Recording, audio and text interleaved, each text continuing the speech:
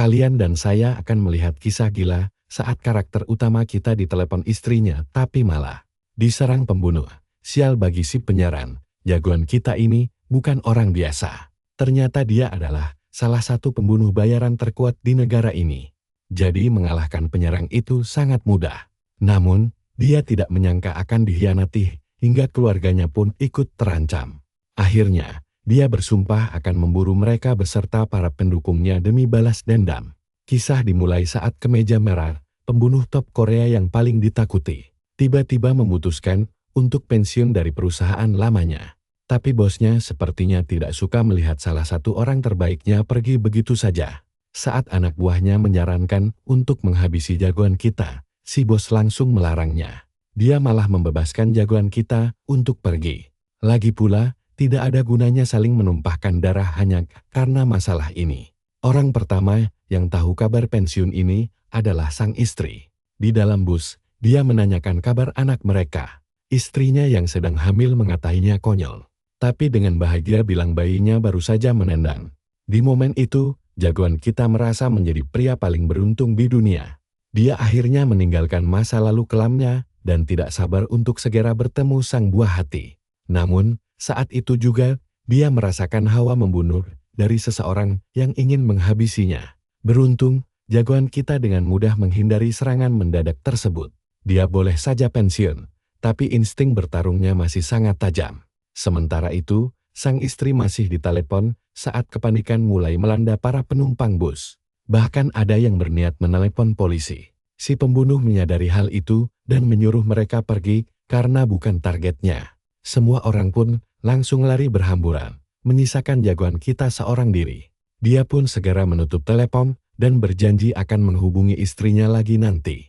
Pertarungan kembali berlanjut, tapi sial bagi si pembunuh tanpa nama. Jagoan kita menyandang gelar terbaik bukan tanpa alasan. Jagoan kita mencengkeram lawan lalu melepaskan satu pukulan telak yang membuatnya langsung tumbang. Tanpa ragu, dia menghajarnya lagi di lantai. Lalu mencengkeram lehernya erat-erat hingga si musuh kehabisan napas.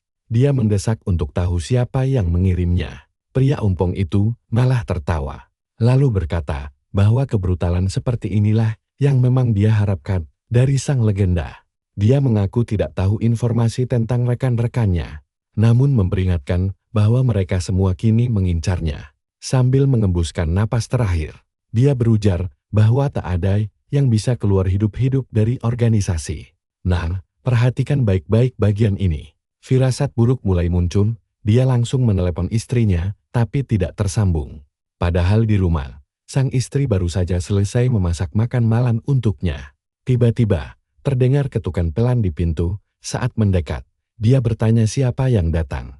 Pria di luar mengaku sebagai rekan kerja suaminya yang datang untuk mengantarkan paket hadiah masa pensiun secara langsung. Miko merasa bingung karena suaminya tidak pernah bercerita soal pensiun.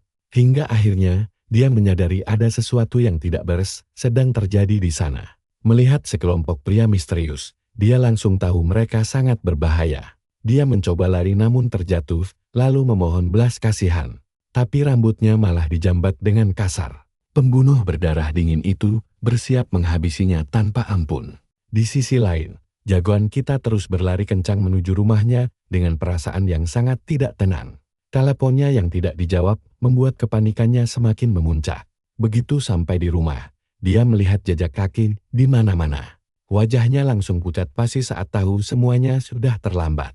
Pelaku yang membantai istrinya dengan santai menyindir keterlambatannya. Sambil melahap makanan yang dimasak istri jagoan kita. Dia berujar bahwa jagoan kita tidak pernah cerita akan punya anak. Dia bertanya apakah itu alasan jagoan kita mengkhianati ketua. Lalu menyindir bahwa dia tak menyangka sang legenda peduli, padahal sepel seperti itu. Kurang ajar sekali bajingan ini, bicaranya sok akrab seperti teman lama.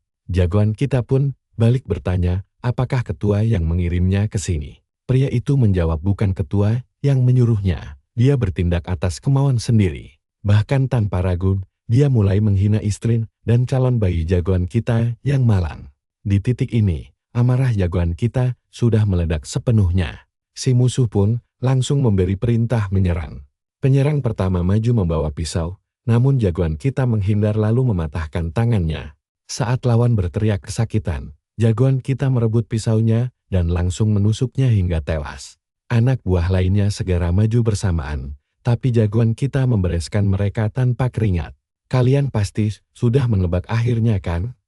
Ya, tak ada yang bisa menjatuhkannya. Si penyerang pun merasa jagoan kita telah kembali ke jati diri aslinya. Ternyata inilah alasan dia dipanggil ke meja merah. Musuh pun menantangnya untuk bertarung 1 lawan 1, dan jagoan kita langsung menyanggupinya. Awalnya duel mereka terlihat seimbang. Namun si musuh terbukti lebih taktis dan berhasil melukai jagoan kita. Tak tinggal diam, jagoan kita langsung menerjangnya hingga mereka berdua menabrak meja. Saat jagoan kita meluncurkan serangan mematikan, si musuh memiringkan kepalanya karena sudah menduga serangan itu. Dia pun langsung membalas dengan cepat, namun keadaan tiba-tiba berbalik. Pria itu terkejut saat menyadari kulitnya telah tersayat. Meski terluka, dia terus melawan, namun kali ini dia benar-benar dihajar habis-habisan oleh jagoan kita hingga dia mulai mengumpat kesal. Jagoan kita membalasnya dengan tamparan keras. Di titik ini, si musuh sadar dia kalah telak. Namun dia tetap bangga karena sudah berhasil membunuh anak dan istri jagoan kita. Tanpa membuang waktu sedetik pun, jagoan kita langsung menghabisinya agar tutup mulut selamanya. Setelah itu, dia mulai membereskan jasad para pembunuh itu satu demi satu. Sambil meratapi nasib, dia merenungkan semua mimpinya yang kini hancur lebur bersama sang istri tercinta. Kini impian hidup normalnya sirna. Lalu dia segera memakamkan mereka dengan layak. Dia juga memanfaatkan momen ini untuk memberitahu mantan bosnya bahwa anak buahnya telah menyerang rumahnya. Saat ditanya apakah mereka semua tewas, jagoan kita membenarkannya. Si bos meminta maaf atas kelakuan anak buahnya dan mengucapkan belasungkawa.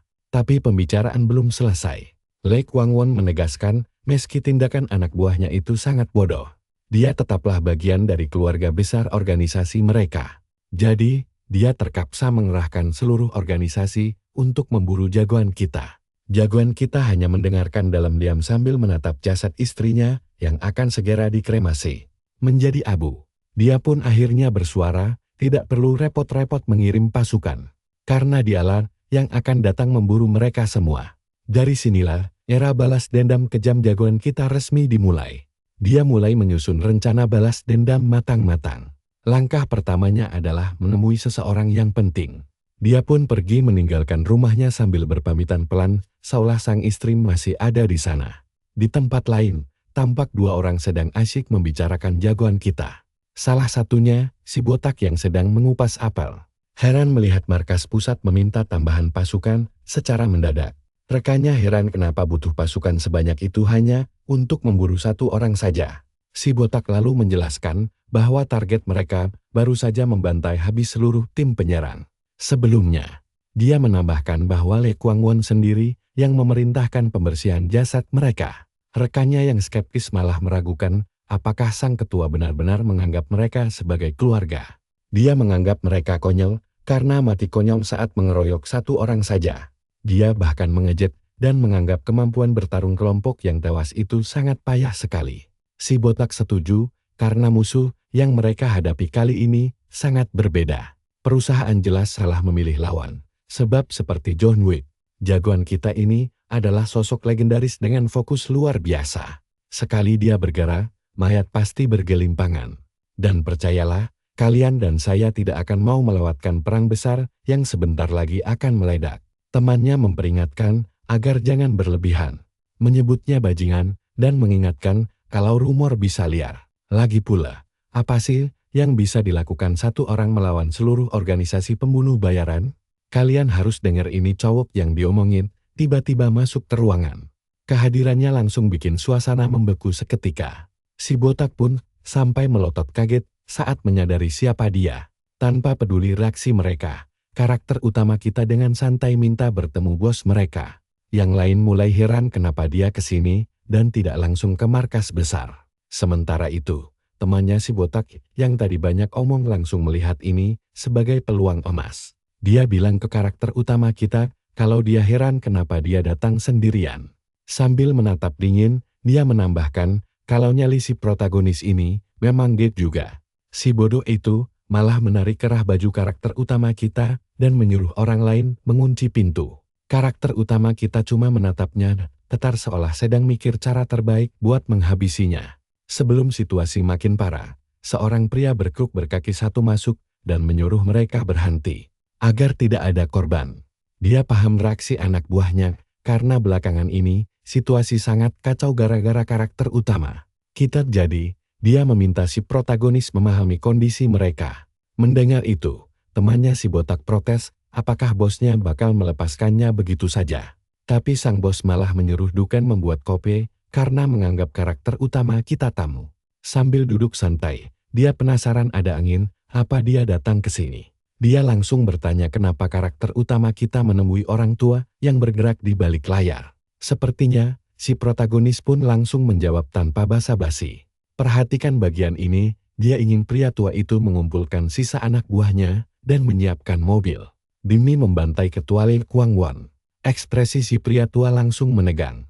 Dukan yang emosi membentak karakter utama kita atas omong kosongnya. Tapi bosnya menyuruh dia diam dan jangan ikut campur. Si pria tua bertanya apa ini tidak telat untuk melawan ketua. Perebutan kekuasaan sudah lama usai dan dia telah disingkirkan oleh sang ketua serta keluarga Neville.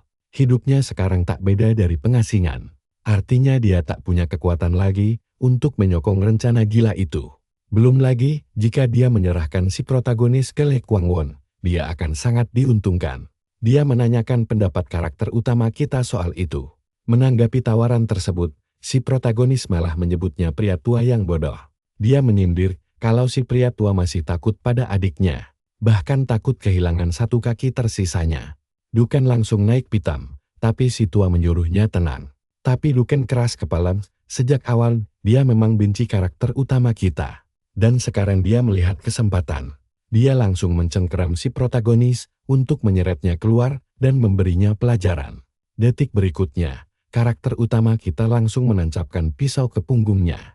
Dia melayangkan serangan bertubi-tubi hingga lawannya babak belur sementara sisi ruangan hanya menonton tanpa berani melerai. Dukan langsung berlutut kesakitan sambil mengumpat bajingan. Tapi karakter utama kita jelas belum selesai melampiaskan amarahnya.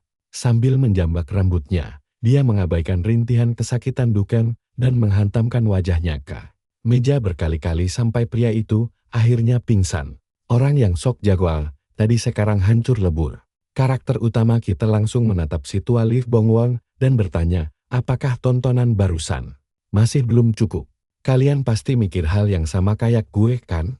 Tapi mari kita intip dulu apa yang terjadi di markas utama. Lee Kwang-won mengadakan rapat rahasia, tapi dia menyadari ada beberapa anggota yang belum datang. Di hadapan sang ketua, berkumpullah kelompok elit bernama Zodiac. Anggota Zodiac Kerbau, Wakil Direktur Choi Dua-ho, melapor kalau si kembar tiga belum tiba. Anggota Tikus, Direktur Song Jae-sul, merasa lucu ada yang berani telat saat dipanggil ketua. Sementara itu, anggota Monyet, Manajer Park Song Jang menyindir kalau si kembar tiga makin berani. Sajad pas sekali, mereka akhirnya muncul juga. Mereka masuk sambil mengeluh keras, penasaran tugas apa yang sampai memanggil mereka. Padahal biasanya ketua malas memakai jasa mereka karena tarifnya yang sangat mahal. Yang di tengah langsung menyuruh saudaranya diam dan menjaga sopan santun di depan ketua. Setelah semua berkumpul, ketua memulai rapat dan membeberkan target berikutnya. Akhirnya, ketua bertanya apa mereka sanggup.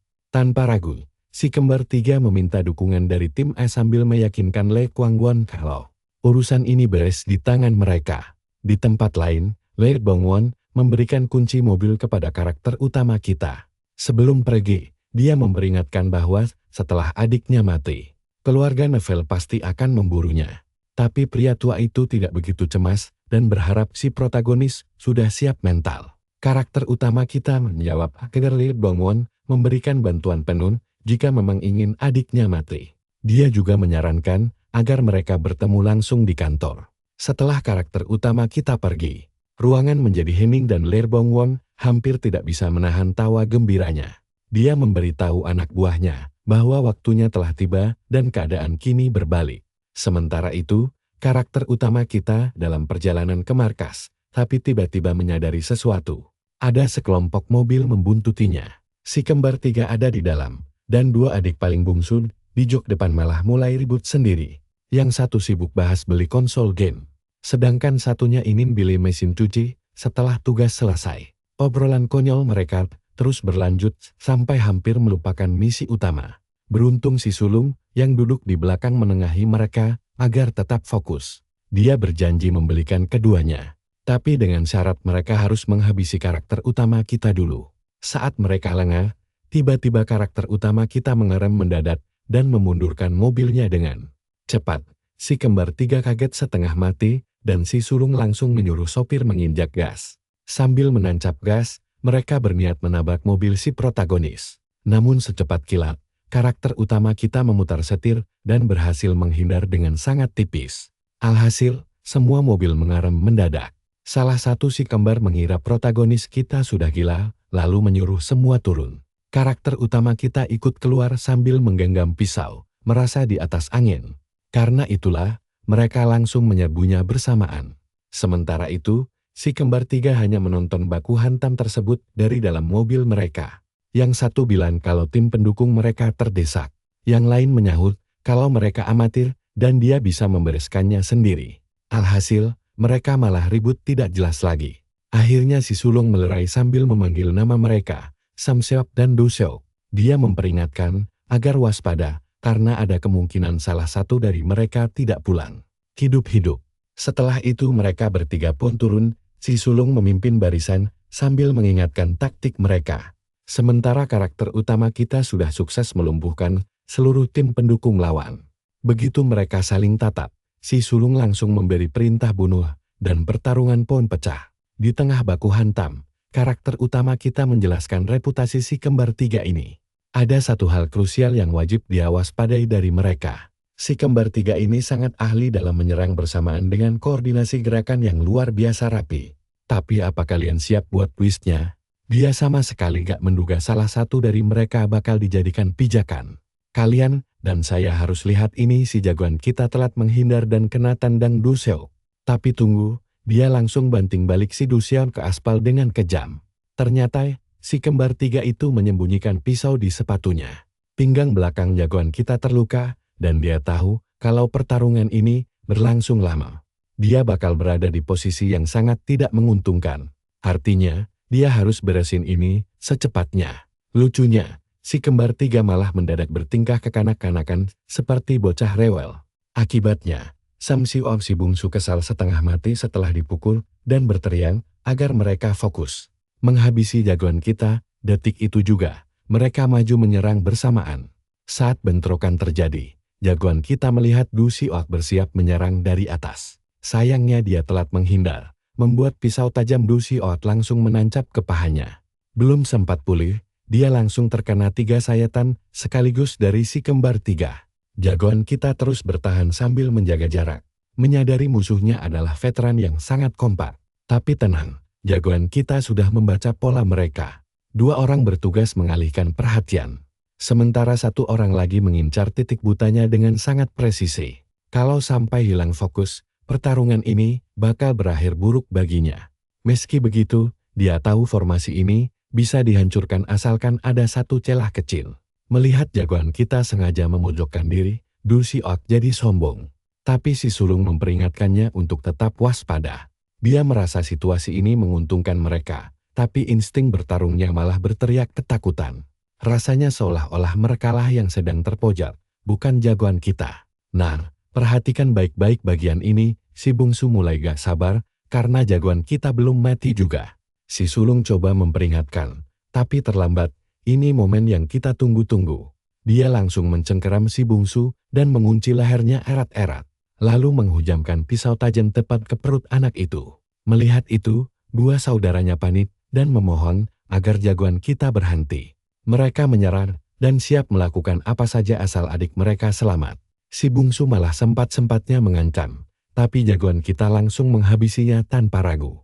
Dia menegaskan bahwa tidak ada satupun dari mereka yang bakal pulang hidup-hidup. Jadi, mending ambil senjata dan bertarung lagi. Sambil mengamuk marah, 2 saudara yang tersisa mengambil pisau mereka dan maju menyerang penuh amarah. Tapi kali ini, pertarungan berjalan sangat singkat.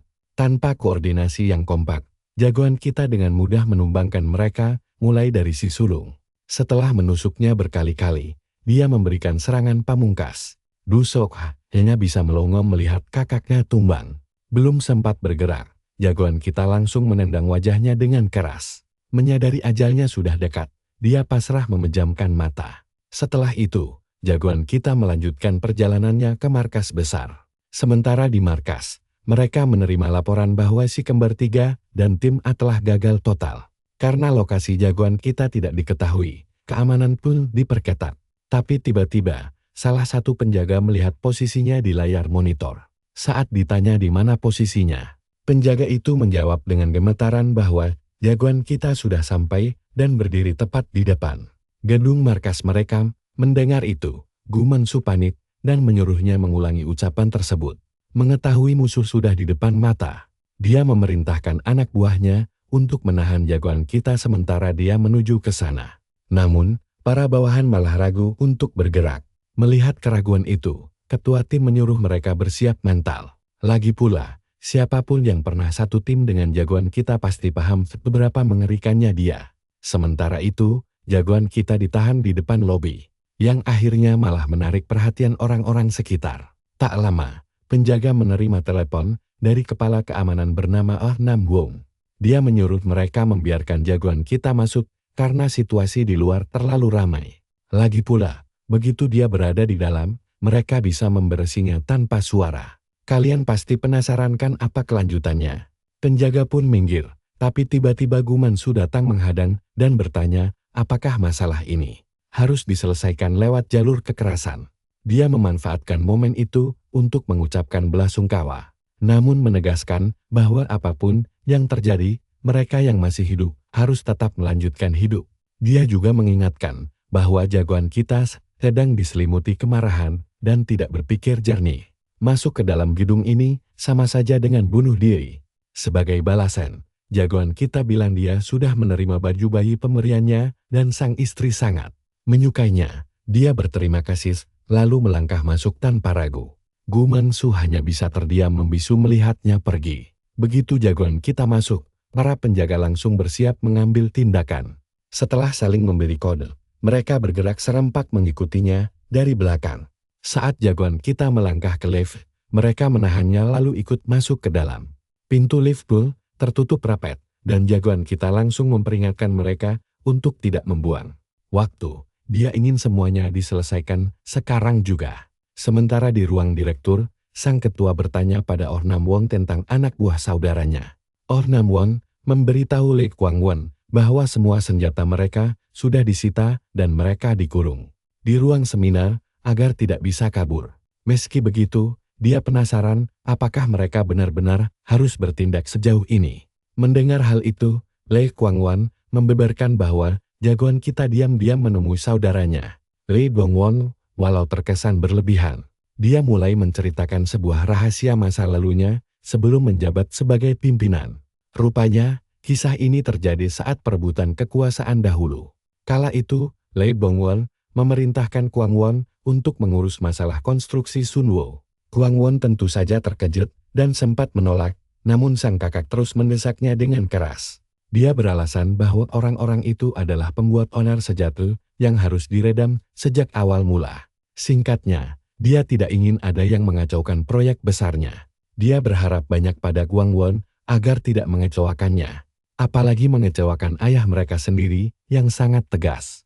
Sesaat setelah itu, adegan berganti memperlihatkan masa lalu di sebuah gedung tua. Dan disinilah jagoan kita pertama kali muncul di depan Kwang Won. Rupanya, ini pertemuan pertama mereka. Dia tidak menyangka bahwa rekan yang dikirim untuk membantunya hanyalah seorang pemula. Namun, dia tetap melanjutkan tugas ayahnya sambil memperingatkan jagoan kita agar tidak bertindak gegabah.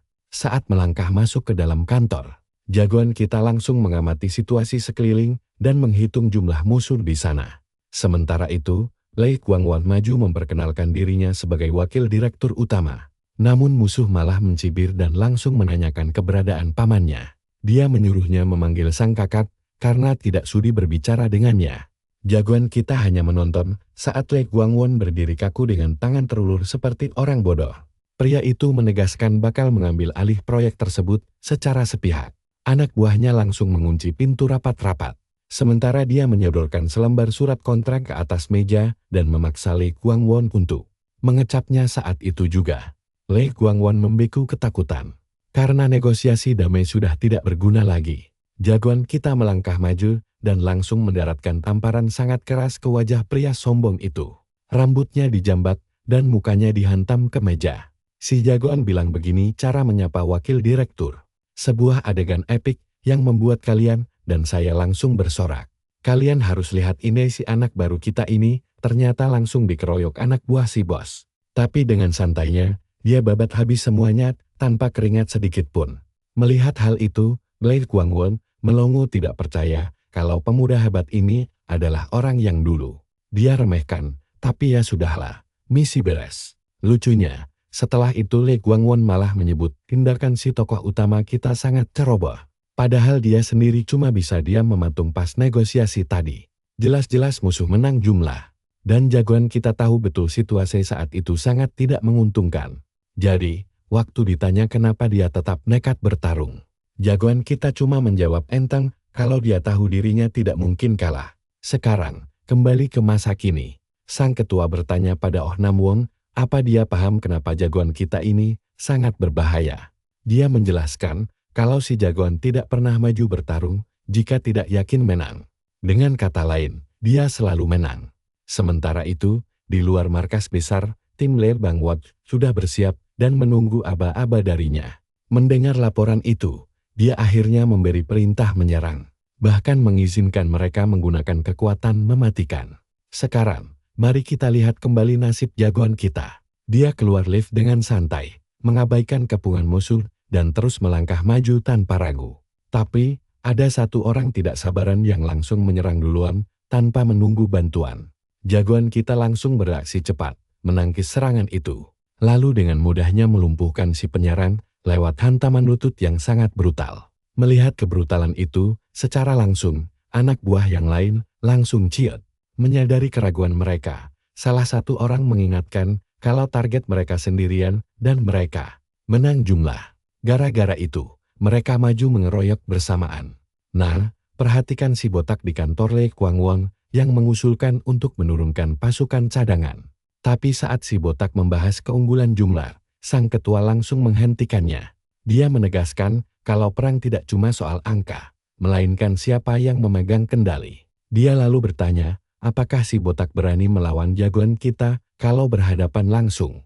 Lagi pula, dia mengingatkan kalau anak buah mereka itu cuma pekerja bayaran biasa. Seliar apapun mereka mengejar uang, mereka pasti takut mati. Siapapun yang melihat kehebatan jagoan kita, secara langsung pasti bakal langsung berpikir dua kali. Bagaimanapun, sebelum jadi pembunuh bayaran, mereka tetaplah manusia biasa. Tapi mereka tidak akan mundur begitu saja, karena targetnya cuma satu orang. Namun, situasi mendadak kacau saat anak buah melaporkan kalau pasukan Lee Bang-won mulai menyerang. Semua orang bingung dan panik memikirkan apa yang sedang terjadi. Bahkan ada yang bertanya bukankah tugas utama mereka adalah menghabisi si jagoan kita. Tapi sepertinya Lee Kwang-won sudah menduga hal ini. Selagi pasukan saudaranya mencoba menerobos masuk gedung, dia langsung memanggil kelompok elitnya yaitu 12 zodiak. Dia langsung membagi tugas, memerintahkan zodiak monyet sampai babi untuk menjaga lantai bawah dengan iming-iming hadiah sebesar 1 miliar won. Sedangkan sisanya ditugaskan membunuh jagoan kita dengan hadiah 10 miliar won. Sebenarnya, Lee Kwang-won ingin menghabisinya sendiri, makanya dia membuat penawaran khusus. Siapapun yang membawa jagoan kita hidup-hidup akan mendapat jabatan istimewa. Tidak ada bagi-bagi hadiah. Siapa yang berhasil melumpuhkannya bakal membawa pulang semuanya. Ketika pasukan pembunuh mengepung jagoan kita, mereka terkejut melihat kedatangan 12 zodiak dan mengira kalau kelompok elit itu datang untuk membantu mereka. Sambil mengabaikan mereka, zodiak tikus bernama manajer umum Jae Eun Song mendekat dan memperingatkan jagoan kita kalau dia sudah membuat masalah besar yang tidak bisa ditarik kembali.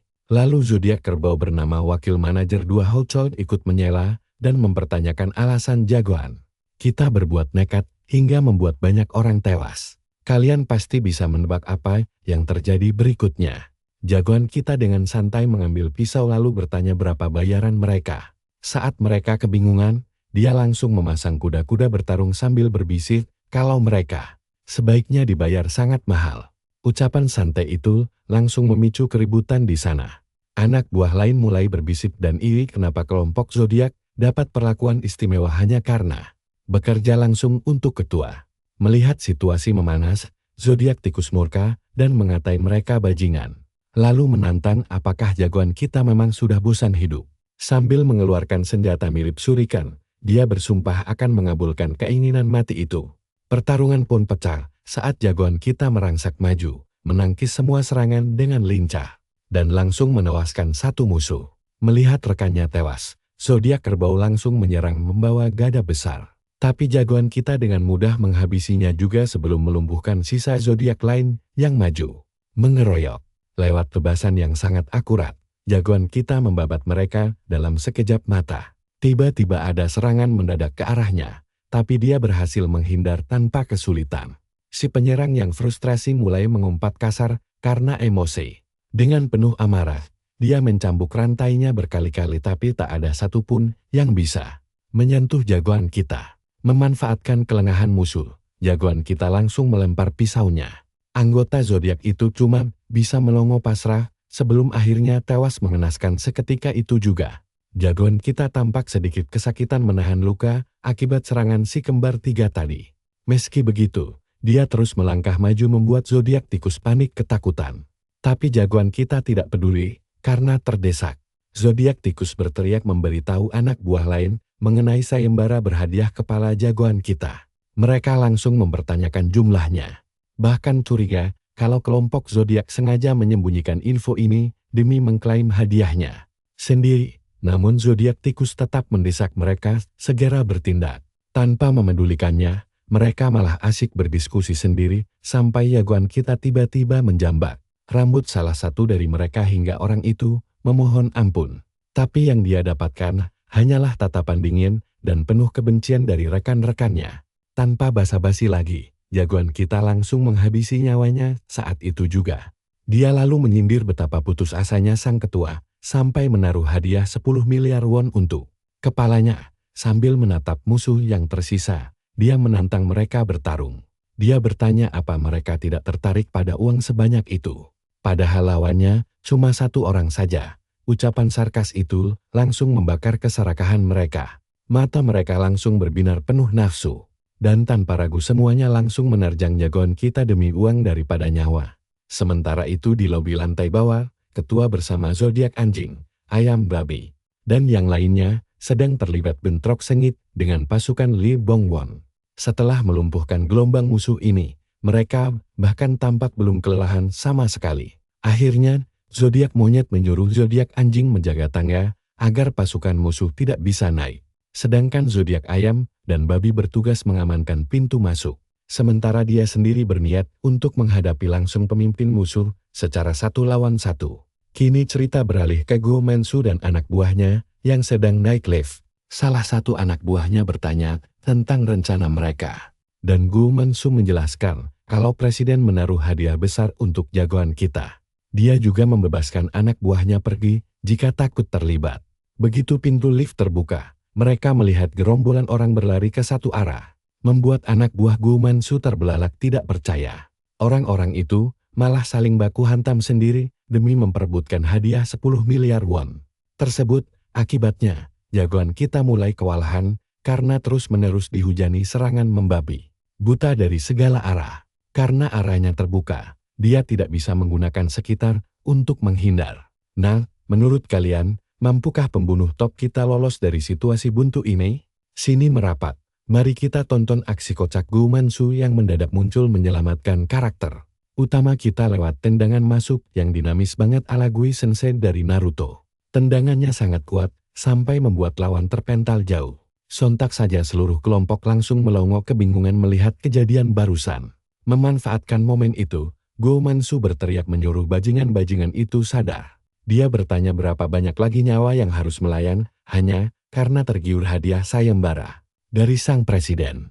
Belum lagi mereka tidak sadar kalau nasib mereka saat pensiun nanti bisa saja berakhir tragis. Seperti karakter utama kita, intinya, ketua tidak bisa dipercaya. Lagi pula tidak ada jaminan mereka bakal menerima uang 10 miliar itu setelah tugas selesai. Tapi anehnya, salah satu dari mereka malah bertanya kenapa harus berhenti sekarang. Dia berdalih bahwa mereka ini pembunuh bayaran yang baru dapat uang setelah target mati. Jadi kenapa Gu Mansu mendadak sok suci? Mereka bahkan menuduh Gu Mansu sengaja mencari alasan demi mengamankan sang protagonis sendirian. Mendengar itu, Gu Mansu langsung bungkam. Tuduhan konyol itu malah terdengar sangat masuk akal bagi mereka. Apalagi waktu kedatangannya sangat mencurigakan. Dia baru muncul saat karakter utama kita sudah kelelahan setengah mati. Kelompok itu pun mengamuk, menuduh Gu Mansu sebagai pengecut serakah dan bahkan menganggapnya sebagai pengkhianat. Sementara itu, karakter utama kita menggunakan kesempatan singkat ini untuk mengatur napas kembali, sambil menyusun rencana pertempuran berikutnya. Begitu musuh memutuskan untuk menyerang semuanya, si protagonis langsung kabur menuju tangga darurat. Melihat kejaran musuh yang membabi buta, Gu Mansu segera memerintahkan anak buahnya untuk menahan mereka. Sialnya, beberapa musuh berhasil lolos ke tangga darurat. Namun mereka terkejut melihat si protagonis sudah menunggu di sana dengan kondisi yang terlihat sangat sekarat. Tapi perhatikan baik-baik, di posisi tangga sempit begini, karakter utama kita justru menang banyak. Benar saja, dia dengan mudah membantai mereka semua, karena musuh hanya datang dari satu arah depan. Sayangnya mereka terlalu buta, karena uang hingga tidak menyadari hal itu. Saat sisa pasukan akhirnya sampai di lokasi, mereka dibuat merinding melihat tumpukan mayat yang menggunung. Mereka pun mulai ragu untuk maju menyerang karena ngeri. Mereka bahkan heran sejak kapan tangga ini terasa begitu panjang. Salah satu dari mereka mencoba naik untuk memimpin rencana. Sebelum menyadari teman-temannya sudah tidak bergerak, pria itu langsung gemetaran setelah menghitung berapa banyak nyawa yang sudah dikirim ke akhirat oleh karakter utama kita. Melihat reaksi ketakutan itu, si protagonis menantang mereka untuk maju bertarung. Sayangnya, orang-orang ini terlambat menyadari bahwa yang mereka hadapi bukanlah manusia biasa, melainkan malaikat maut. Ketika mereka mulai menangis memohon ampun, dia hanya menggelengkan kepala dingin. Alih-alih mengampuni, dia justru menyuruh mereka kembali menyerangnya. Hai menegaskan satu-satunya cara bertahan hidup adalah dengan membunuhnya. Tiba-tiba ingatan masa lalu muncul, memperlihatkan momen manis saat dia bertemu istrinya. Melihat suaminya melamun, Miju bertanya apa yang sedang dia pikirkan. Dia pun duduk mendengarkan cerita sang istri tentang jadwal kontrol ke dokter. Di tengah obrolan, istrinya bertanya apakah dia mendengarkan. Namun mendadak hal mengerikan terjadi. Wajah manis sang istri tiba-tiba berubah menjadi wajah keparat yang membunuhnya. Nah, kalian sadar tidak kalau dia cuma melamun dari tadi? Sekarang, mari kembali ke realita saat Gu Mansu menghampirinya dan bertanya, apakah dia masih bisa berjalan? Karena tidak ada jawaban, Gu Mansu memastikan apakah Cha Si-hyuk baik-baik saja. Tanpa memedulikannya, si protagonis langsung berjalan pergi sementara Gu Mansu memberitahu bahwa ketua mengurung anak buah Lee Bong-won di dalam. Dia menawarkan bantuan setelah menyelesaikan masalahnya sendiri sebagai bentuk balas budi atas makanan dari mendiang istrinya. Karena sudah sejauh ini, dia menyuruh si protagonis untuk segera menghabisi sang ketua. Fokus kita beralih ke pertarungan di lantai bawah. Karakter bernama Duk ditendang dari atas tangga hingga tewas seketika setelah menghantam lantai dengan keras. Kejadian tragis itu menjadi aba-aba bagi kedua pria tangguh untuk memulai duel maut mereka. Anak buah Lee Bong-won melancarkan tendangan kilat yang langsung mengenai telak tubuh Monkey. Ternyata, lawan Monkey adalah mantan anggota zodiak ular yang sudah pensiun 10 tahun lalu. Hal ini membuat semua orang heran kenapa dia tiba-tiba kembali beraksi. Dalam duel sengit itu, Monkey berhasil menahan hantaman keras dari Snake. Sialnya, tangkisan itu tetap membuat lengannya terluka cukup parah. Rupanya Snake yang menyembunyikan senjata tajam di sepatunya. Terdesak dalam pertahanan, Monkey berhasil menangkap kaki lawan, lalu menariknya ke udara dan melayangkan satu pukulan raksasa yang sangat keras. Meski berhasil menangkis, Snake terdorong mundur sebelum bisa seimbang lagi. Monkey pun mengejek bahwa pergerakan Snake sudah tidak secepat dulu. Dia menyindir bahwa faktor usia mulai melemahkan sang legenda bernama Han Kangsan itu. Sebagai junior, Monkey tetap menyapa mantan zodiak ular tersebut dengan sopan. Tiba-tiba terdengar suara lift yang bergerak turun. Mereka mengira itu adalah bala bantuan, atau mungkin anggota zodiak yang ditugaskan membunuh si protagonis telah kembali. Namun saat pintu lift terbuka, semua orang langsung terbelalak kaget karena yang muncul adalah anak buah Lee Bong-won yang langsung berteriak menyerukan pembantaian massal. Melihat situasi berbalik, Monkey hanya bisa terpaku bingung. Han Kangsan bertanya kenapa dia melamun. Mengingat hanya ada 4 anggota zodiak di lantai bawah sementara sisanya mengejar si protagonis. Sambil membetulkan posisi bahunya, dia yakin kedatangan pasukannya berarti seluruh bala bantuan musuh sudah dibabat habis.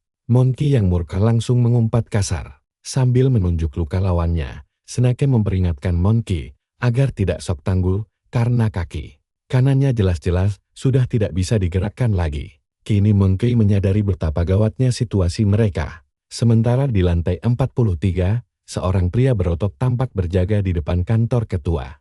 Tiba-tiba, dia merasakan ada orang mendekat. Saat berbalik, terlihat anak buah yang ketakutan setengah mati sedang berlari menghindari kejaran. Si protagonis, pria ketakutan itu, memanggilnya manajer Seo dan merasa sangat lega. Sayangnya, manajer Seo justru menatapnya jijik, lalu melayangkan tamparan super keras di tengah kalimatnya. Pria itu pingsan seketika membuat manajer Seo menghela napas kesal. Ternyata dia adalah zodiak naga sekaligus pemimpin dari seluruh kelompok tersebut. Sambil menatap dingin, manajer Seo menyapa si protagonis dan mengaku tidak menyangka bahwa mantan rekannya itu bisa melangkah sejauh ini. Dia juga sudah mendengar kabar kematian si kembar 3. Namun dia mengaku memang tidak menyukai mereka yang selalu sok hebat tapi akhirnya mati konyol.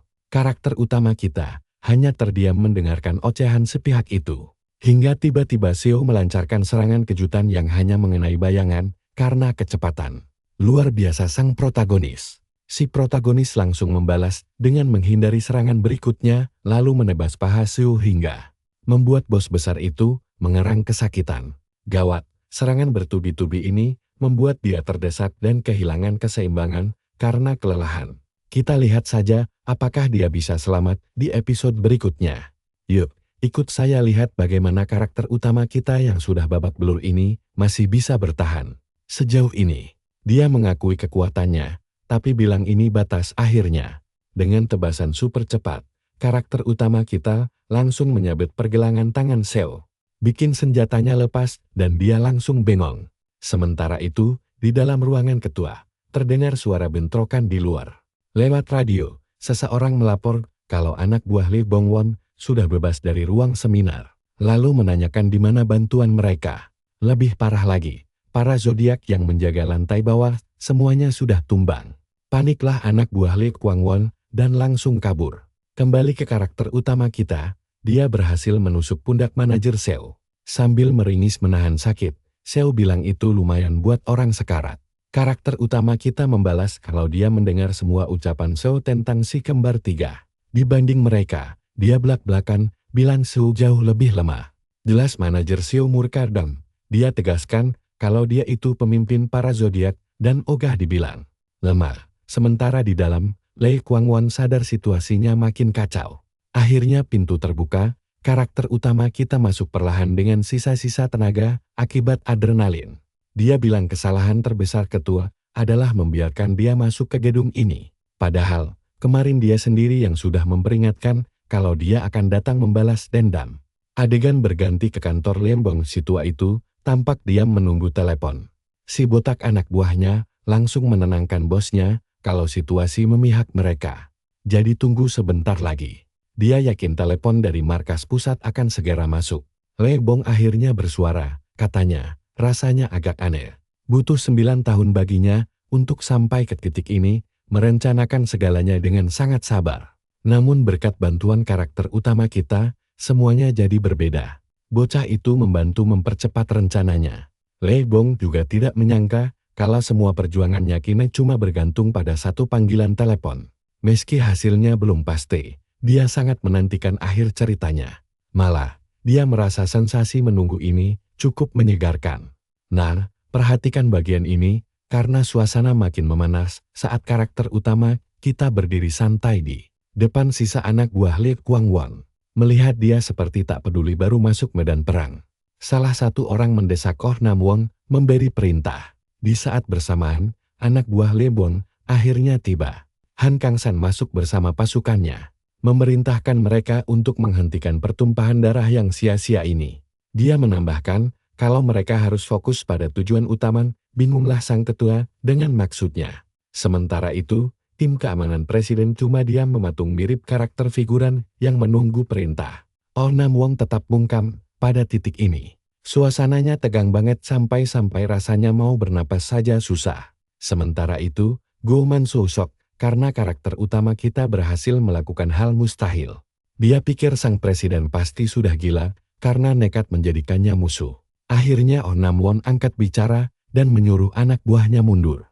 Menyatakan fakta yang jelas, dia bilang bertarung itu percuma dan lebih baik fokus bertahan hidup. Tanpa peduli ekspresi bingung anak buahnya, dia mendekati Lei Kwang dan menelpon kakak laki-lakinya. Lalu menyalakan pelantang suara. Kalian pasti tidak menyangka, Oh Nam Won memanggil Lee Bom dengan sebutan presiden. Mengungkap kalau selama ini dia mata-mata. Anak buahnya langsung cengok. Sang ketua pun cuma bisa melongo tak percaya. Suara Lee Bong pun menggema di kantor, menyapa adik kecilnya, Lei Kwang, setelah sekian lama. Dan adegan berikutnya membawa kita ke masa lalu. Di dalam mobil, Lei Kwang muda menerima telepon konfirmasi kalau tugasnya sudah selesai. Setelah menutup telepon, dia mendapat pesan dari wanita karakter utama kita. Melihat karakter utama tampak sangat gembira, dia pun bertanya ada apa. Karakter utama kita bercerita kalau dia sedang menyiapkan ulang tahun istrinya dan sudah meninggalkan kado di rumah karena harus lembur. Lei Kwang terkejut dan tidak menyangka kalau dia punya sisi romantis seperti itu. Lalu menebak kalau semua itu pasti karena istrinya. Sambil tersenyum, dia membenarkan hal itu. Lei Kwang juga mengaku sedang senang dan menyuruhnya pulang untuk merayakannya bersama sang istri karena pekerjaannya sudah kelar. Dia pun menyuruh sopirnya menghentikan mobil. Karakter utama kita sempat menolak, tapi Lei Kwang malah membuka pintu dan menyuruhnya bertemu lagi besok di kantor. Sebelum pergi, karakter utama melihat kepergian mereka dengan bingung. Tapi dia tetap menelpon istrinya untuk mengajak kencan malam ini. Di dalam mobil, si sopir bertanya cemas, apakah semua aman tanpa kehadiran karakter utama. Lei Kwang menenangkannya bahwa semua sudah diatur. Lagi pula mengajaknya hanya akan menambah repot. Adegan berikutnya membawa kita ke pelabuhan pengiriman. Lei Kwang akhirnya tiba, dan kerumunan orang sudah menunggunya di sana. Begitu dia keluar mobil, seseorang langsung membukakan pintu dan menuntunnya. Melihat ini, ada yang berbisik kalau Lei Kwang dipilih oleh keluarga Neville. Sementara yang lain mengejaknya sebagai anjing baru peliharaan mereka. Di dalam sebuah kontainer pengiriman, ada pria yang digantung. Dan ternyata, orang itu adalah kakak laki-laki Lei Kwang sendiri. Sang kakak bingung setelah mengenalinya. Lei Kwang menyapa kalau sudah lama tak berjumpa. Lei Bong pun bertanya apa maksud semua ini. Apa dia pikir bisa lolos kalau ayah mereka tahu. Lei Kwang paham kalau kakaknya adalah anak emas. Jadi wajar saja kalau ayah mereka pasti akan mengamuk besar. Tapi dia balik bertanya pada kakaknya dengan semua kekacauan ini. Apa dia yakin kalau ayah mereka masih hidup saat ini? Lei Kwang mengingatkan kalau keluarga Neville memilih perusahaan mereka, Dosan Konstruksi, sebagai cabang Korea. Tapi kakak dan ayahnya malah menolak mentah-mentah tawaran emas itu. Karena ditolak, wajar jika keluarga Neville menawarinya kesepakatan khusus. Jika dia setuju, dia akan dijadikan presiden. Mendengar itu, Lei Bong mencaci adiknya bodoh karena memberikan perusahaan demi menjadi anjing peliharaan mereka. Lei Kwang membalas, jika bukan karena dirinya, perusahaan itu sudah hancur lebur. Lagi pula, semua kerugian akibat melawan keluarga Neville akan ditanggung sepenuhnya. Bagi dirinya sendiri, dia sudah lelah hidup di bawah bayang-bayang sang kakak yang selalu mendapatkan semua keistimewaan. Cukup sudah semua penderitaan ini. Sambil mendekat, dia membisikkan bahwa sang kakak tidak tahu rasanya selalu diabaikan. Jadi, dia akan membuat kakaknya menyesal seumur hidup. Setelah itu, dia menyuruh jagal di sebelahnya untuk mulai beraksi. Ya, si tukang jagal, Dengan santai pria itu bertanya mau lengan kanan atau kiri. Le Bong langsung panik dan memohon adiknya untuk menunggu. Le Guang malah meminta kaki saja, mau yang kiri atau kanan, dia tidak peduli. Setelah itu, Le Guang pergi dan si jagal pun mulai bekerja. Sang kakak mulai memohon-mohon, mengakui kesalahannya dan meminta maaf. Namun Le Guang tidak memedulikannya sama sekali. Jeritan histeri saat kaki kakaknya dipotong justru memicu tawa jahatnya, meluapkan dendam yang lama terpendam. Dan percayalah, kalian dan saya tidak akan pernah melupakan ekspresi kejamnya saat anak buahnya memberi selamat. Nah, kalian dan saya kembali ke masa sekarang. Le Bong menyuruhnya menganggap ini seperti dulu. Lalu menutup telepon memakai kata-kata Le Guang sendiri untuk menyerang balik. Di bab berikutnya, Presiden Le Guangwon curhat ke karakter utama kita kalau butuh waktu 10 tahun penuh untuk bisa naik jabatan jadi presiden. Sambil memegang papan namanya, dia nanya apa karakter utama kita tahu artinya. Si karakter utama diam saja. Jadi Guangwon cerita kalau waktu kecil dia penasaran banget sama kekuatan di balik nama itu. Kekuatan besar yang bikin ayahnya tega menukarnya demi jabatan itu. Padahal dulu, ayahnya cuma punya usaha kecil-kecilan biasa. Tugas mereka cuma menagih uang dari bisnis nakal yang memeras orang lain. Hebatnya, kerjaan mereka bikin orang kagum sampai akhirnya dapat rekomendasi di dunia politik dan finansial. Berkat dukungan rekomendasi berharga itu, bisnis kecil mereka langsung meledak dan akhirnya berubah jadi organisasi pembunuh bayaran pertama di Korea. Sebagai anak pendiri, dia otomatis diajari cara membunuh dan sudah mulai kerja sejak umur 17 tahun. Biarpun begitu, presiden muda ini tetap penasaran sama papan nama ayahnya yang merebut semua kasih sayang untuknya, tapi rahasia itu akhirnya terungkap setelah dia sendiri jadi presiden. Papan nama kecil itu ternyata menyimpan seluruh sejarah dan jejak hidupnya. Itu adalah simbol kekuasaan absolut, bukti kalau semua orang berada di bawah kakinya. Sambil cerita, dia menunggu matahari terbit, lalu memakai papan nama itu untuk memantulkan cahayanya. Alhasil, karakter utama kita mendadak hampir buta silau. Nah, perhatikan bagian ini, mantan bosnya langsung menyerang. Tapi karakter utama kita secepat kilat hingga cuma menyisakan bayangan, duel maut pun dimulai. Di tengah duel Le Guangwon terus mengincar luka lamanya sambil mengejek apakah dia berani menggigit tangan orang yang membesarkannya. Teman karakter utama mau maju membantu tapi dicegah. Han Kang San yakin dia bisa mengatasinya dan menyuruh yang lain menonton saja. Tak lama, senjata si bos berhasil direbut. Tepat saat ajal sudah di depan mata, Le Guangwon mendadak menembakkan senjata rahasia. Karakter utama kita tergores dan sukses dibuat lengah. Guangwon memakai momen ini untuk menebasnya. Karakter utama berhasil menghindar dan mencengkeram tangannya, tapi dia kembali dikejutkan lagi. Ternyata si tua bangka memakai rompi pelindung dan langsung memukul luka lamanya. Tapi karakter utama kita tenang saja, karena serangan itu cuma menunda ajal. Duel berlanjut, dan Le Guangwon akhirnya terdesak mundur. Dia sadar betul kalau terus begini, dia bakal mati konyol di tangan mantan anak buahnya. Kalau bukan karena rompi itu, dia pasti sudah mati berkali-kali. Dia pun nekat menerobos dengan memanfaatkan celah dari luka fisik lawannya. Begitu lolos, dia langsung berniat kabur, tapi lupa kalau karakter utama kita tidak sendirian. Tanpa dikasih tahu pun, dia sadar posisinya sudah tersudut. Putus asa, dia menoleh ke Oh Nam Won dan menawarkan bayaran 10 kali lipat dibanding kakaknya. Nam Won cuma menatapnya kesal sambil bilang mereka semua bisa membereskan masalah ini sendiri. Nam Won menyindir kalau kelakuan Guangwon tidak pernah berubah. Kali ini, dia menyuruh sang presiden menyelesaikan urusannya sendiri tanpa perlu melibatkan orang lain. Guangwon langsung syok mendengarnya. Karakter utama kita menatap tajam dan menuntut jawaban, kenapa dia sampai tega melakukan semua itu. Kalian pasti bingung, kan? Padahal Guangwon tahu kesepakatan pensiunnya dengan sang ayah adalah tidak ada yang boleh bertanya atau ikut campur. Sambil ketakutan, Guangwon beralasan dia cuma takut kalau karakter utama pergi. Dia malah bakal bergabung dengan organisasi musuh dan menjadi ancaman besar. Itu bisa bikin perusahaannya bangkrut. Jadi dia memilih membunuhnya. Makanya dia menyuruh aku, pria yang akhirnya menghabisi nyawa istri karakter utama. Saat mantan bosnya bertanya, apa si keparat itu membocorkan rahasianya? Karakter utama menjawab, kalau aku memang bodoh, dan dia sudah tahu dalang aslinya sejak awal. Mendengar itu, Guang Won mengaku bersalah demi perusahaan. Di sisi lain, pandangannya mulai kabur akibat darah, dan dia sadar harus memancing lawannya mendekat.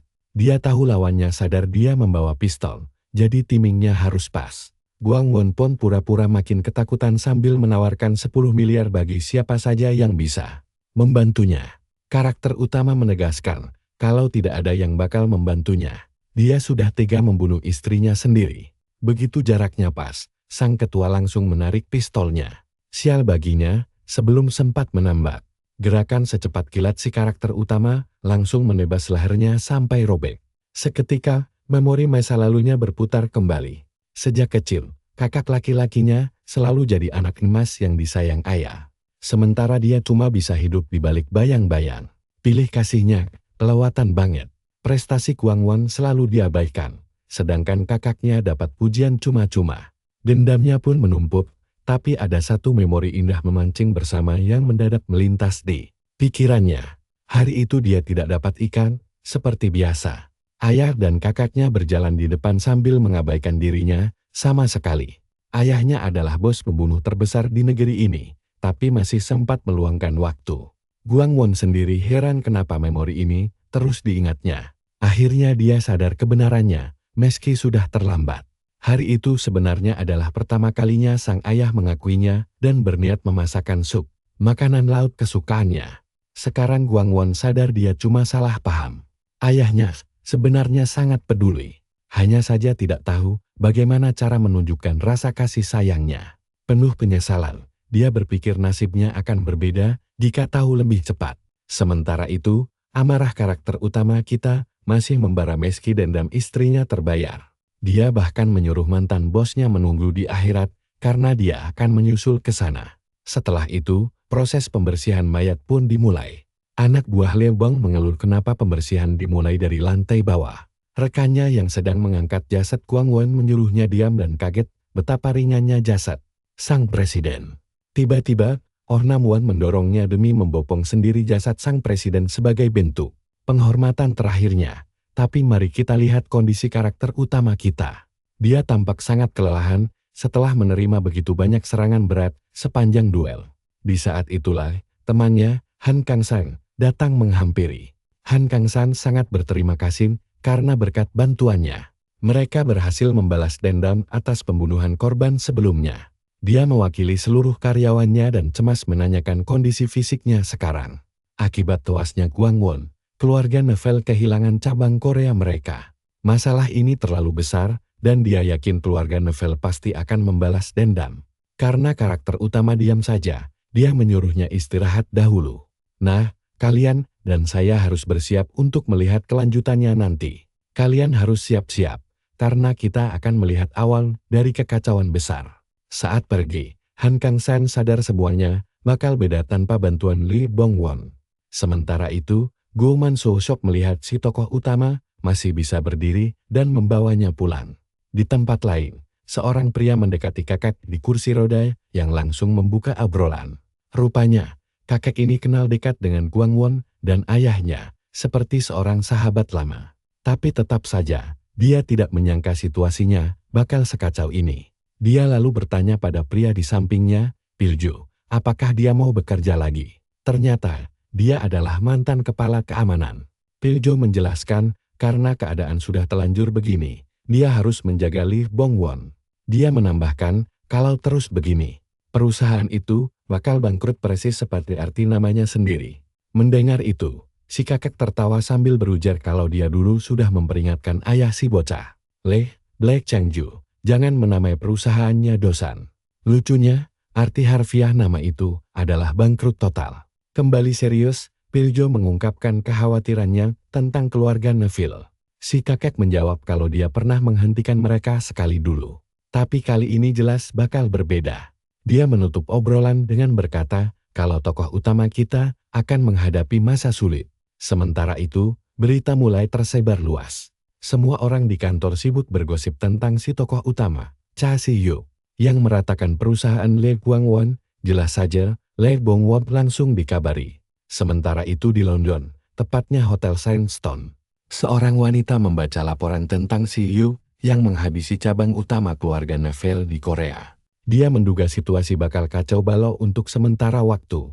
Apalagi, orang yang berani membuat keributan ini tidak lain adalah Si Hyuk mereka sendiri.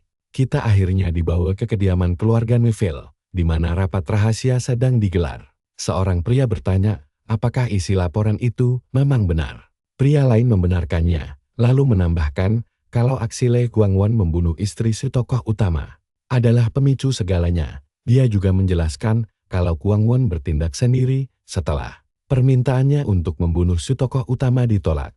Akibatnya, masalah melebar sampai titik ini. Seorang wanita menyela bahwa lambang Grendel kini sudah kehilangan maknanya, sehingga mereka tidak punya hak lagi untuk menahan diri. Seorang kakek setuju, menyatakan kalau cabang mereka di Korea sudah dihancurkan. Jadi sangat wajar bagi mereka untuk membalas tindakan tersebut. Nah, perhatikan bagian ini, karena situasi akan menjadi sangat tegang. Sang pemimpin memerintahkan para pemburu dipanggil untuk menyapa kawan lama mereka. Sementara di Korea, Lee Bong-won langsung menggelar rapat direksi. Para anggota direksi memohon ampun, tapi dia dengan tenang bertanya, apakah mereka melakukan semua ini cuma demi 3 lencana keluarga Neville? Mereka memperdaya adiknya yang polos, menghabisi ayahnya, dan merebut salah satu kakinya. Suaranya yang bergetar menahan amarah menuntut jawaban. Apakah semua kekejaman ini hanya demi 3 lencana? Salah satu direktur beralasan kalau mereka tidak punya pilihan lain dan melakukan itu semua demi perusahaan. Lagi pula, mustahil bagi mereka melawan keluarga Neville sejak awal. Sambil mengungkit keluarga Neville, direktur lain membujuknya dan berkata, karena dia sekarang jadi CEO, belum ada kata terlambat. Mereka menjanjikan uang melimpah dan sumpah setia padanya. Mereka bahkan menawarkan koneksi untuk menyokong posisinya. Menanggapi itu, Lee Bong-won hanya menghela napas panjang. Jelas sekali mereka cuma peduli pada keselamatan sendiri.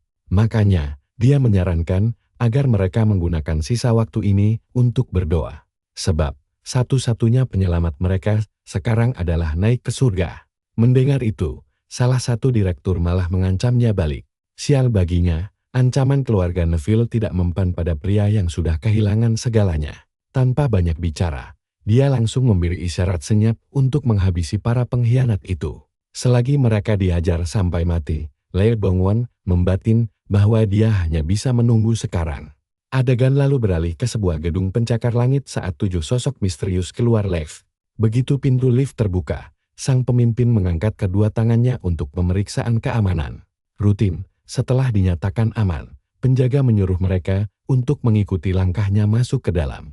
Sepanjang jalan, salah satu dari ke-7 orang itu mengeluh tentang pemeriksaan ketat yang selalu mereka lalui setiap kali datang. Yang lain mengejeknya, sementara rekan di samping menyuruhnya diam karena si bodoh tidak paham bahasa Latin. Tapi, pria itu langsung membuktikan dia sangat fasih berbahasa Latin. Ayo coba tebak apa katanya. Dia menyindir si kekar dengan peribahasa tong kosong nyaring bunyinya. Membuat pria besar itu langsung naik pitam. Namun sebelum situasi memanas, salah satu rekan melerai pertengkaran itu karena mereka sebentar lagi akan menghadap petinggi. Sang pemimpin memperingatkan semua orang agar bungkam setelah masuk ruangan. Mereka pun melangkah masuk ke ruang konferensi yang dijaga sangat ketat. Pemimpin mereka langsung membungkuk memberi hormat kepada para atasan.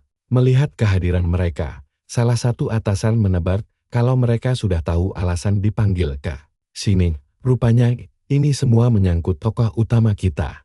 Dia menambahkan kalau lambang Grendel sudah tidak ada gunanya lagi. Seperti dugaan, ke-7 orang ini punya tato kalajengking yang sama di tubuh mereka. Dan nanti kita akan tahu nama masing-masing. Sang atasan kemudian memberikan misi kepada para pemburu ini.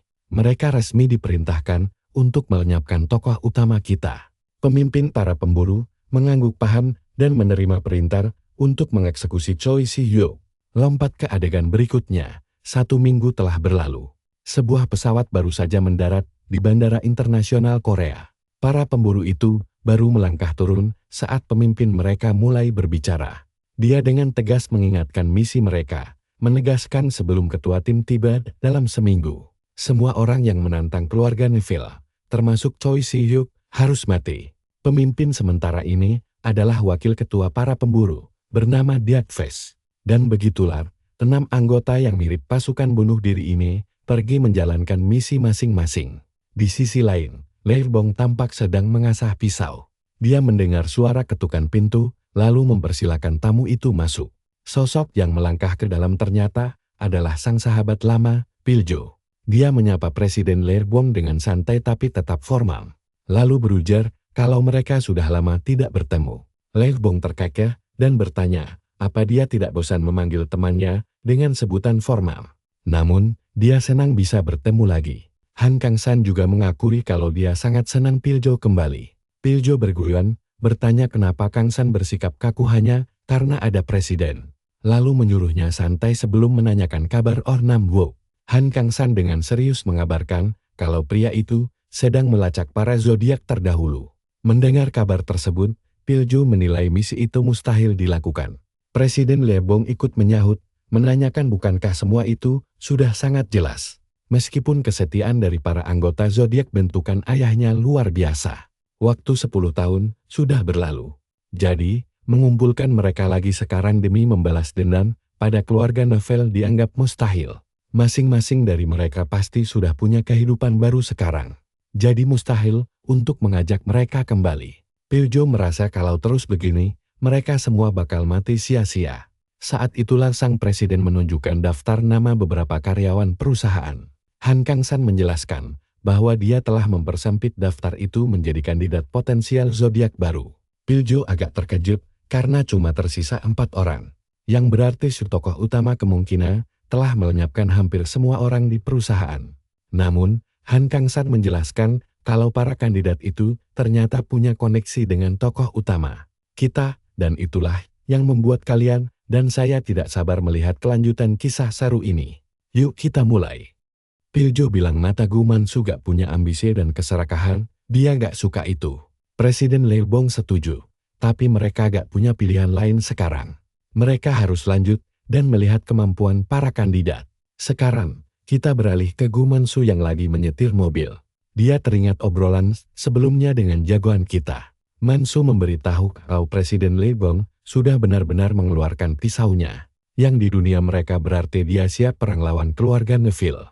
Dia pengen tahu apa langkah temannya setelah berhasil membalaskan dendam mendiang istrinya. Cha Si-hyuk cuma menjawab kalau dia bakal menunggu saja. Gu Mansu jelas bingung mendengar itu. Tapi, sebelum jagoan kita sempat menjelaskan, adegan langsung beralih ke masa kini. Setelah merenungi ucapan si jagoan, Mansu menyimpulkan temannya sedang menunggu keluarga Neville. Dan siap melakukan apapun demi bertahan hidup. Gak lama kemudian, Mansu sampai di pekarangan rumahnya. Dia tahu meski dendam sang istri sudah terbalaskan, jagoan kita masih butuh pelampiasan amarahnya. Sambil memikirkan hal ini, Mansu sengaja memperlambat langkah kakinya. Alasannya, dia sadar ada orang yang mengintai rumahnya dari halaman.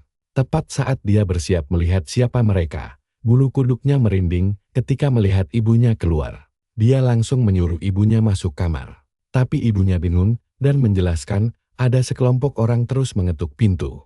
Tapi sengaja gak dia bukakan karena mereka gak menjawab saat ditanya.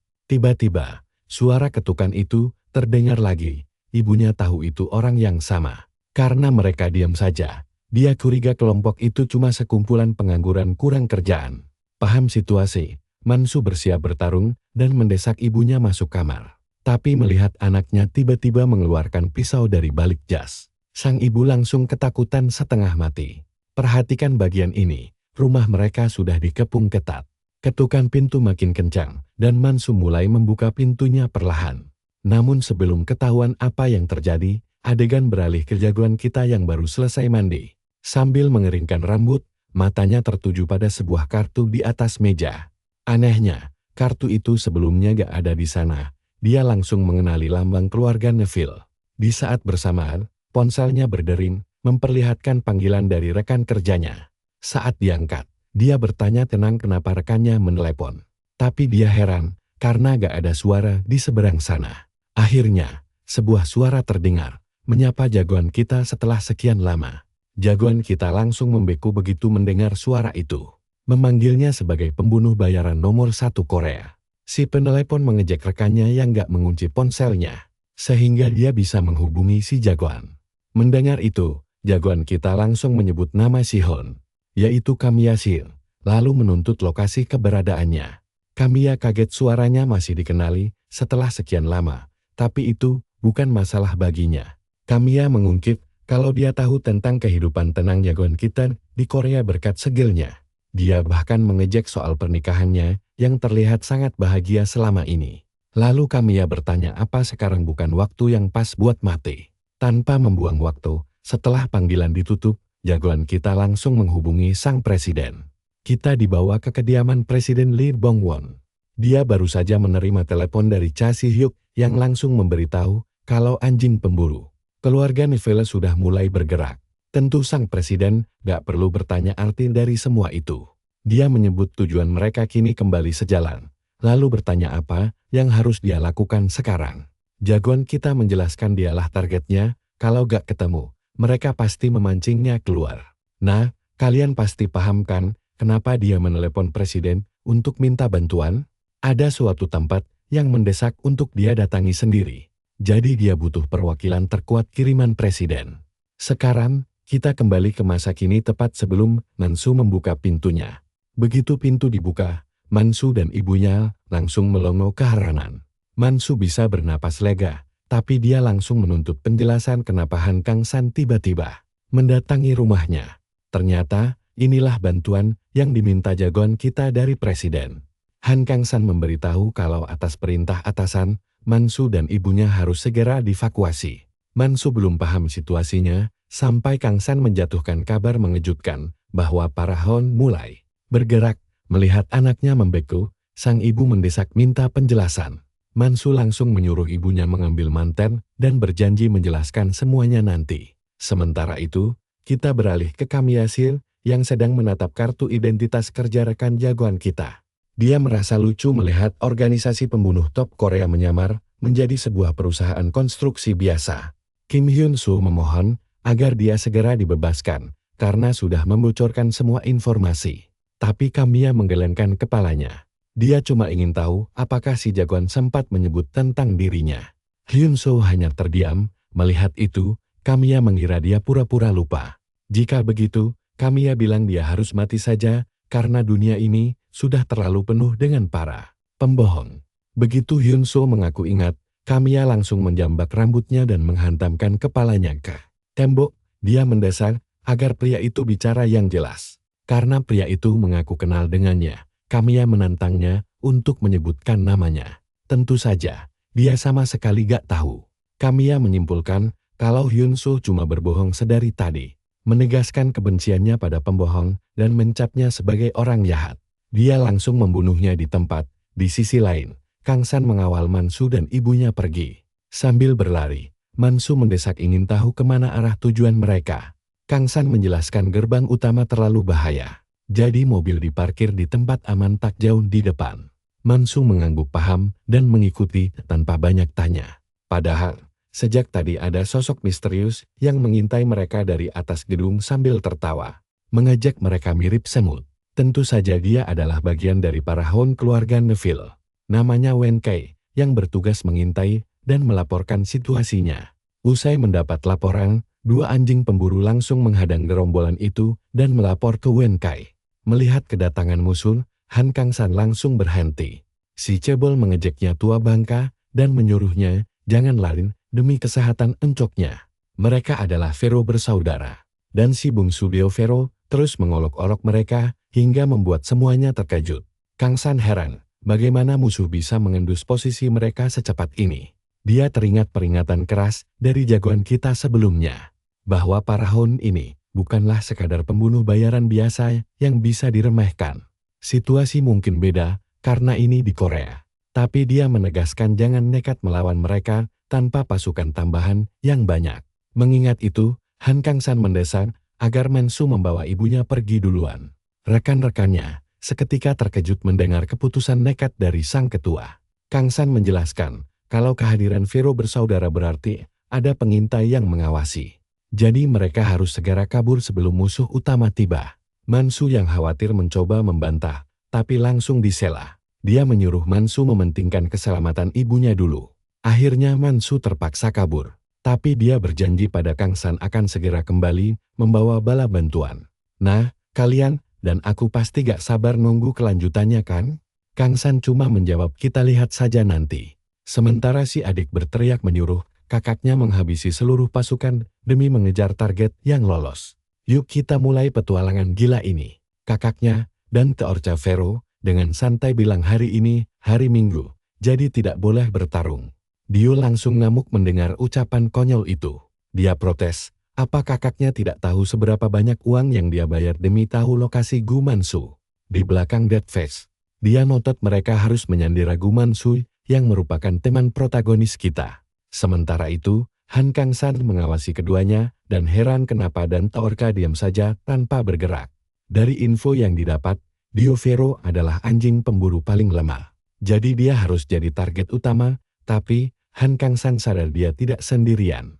Saat ditanya, anak buahnya menegaskan mereka akan tetap setia bertarung bersamanya.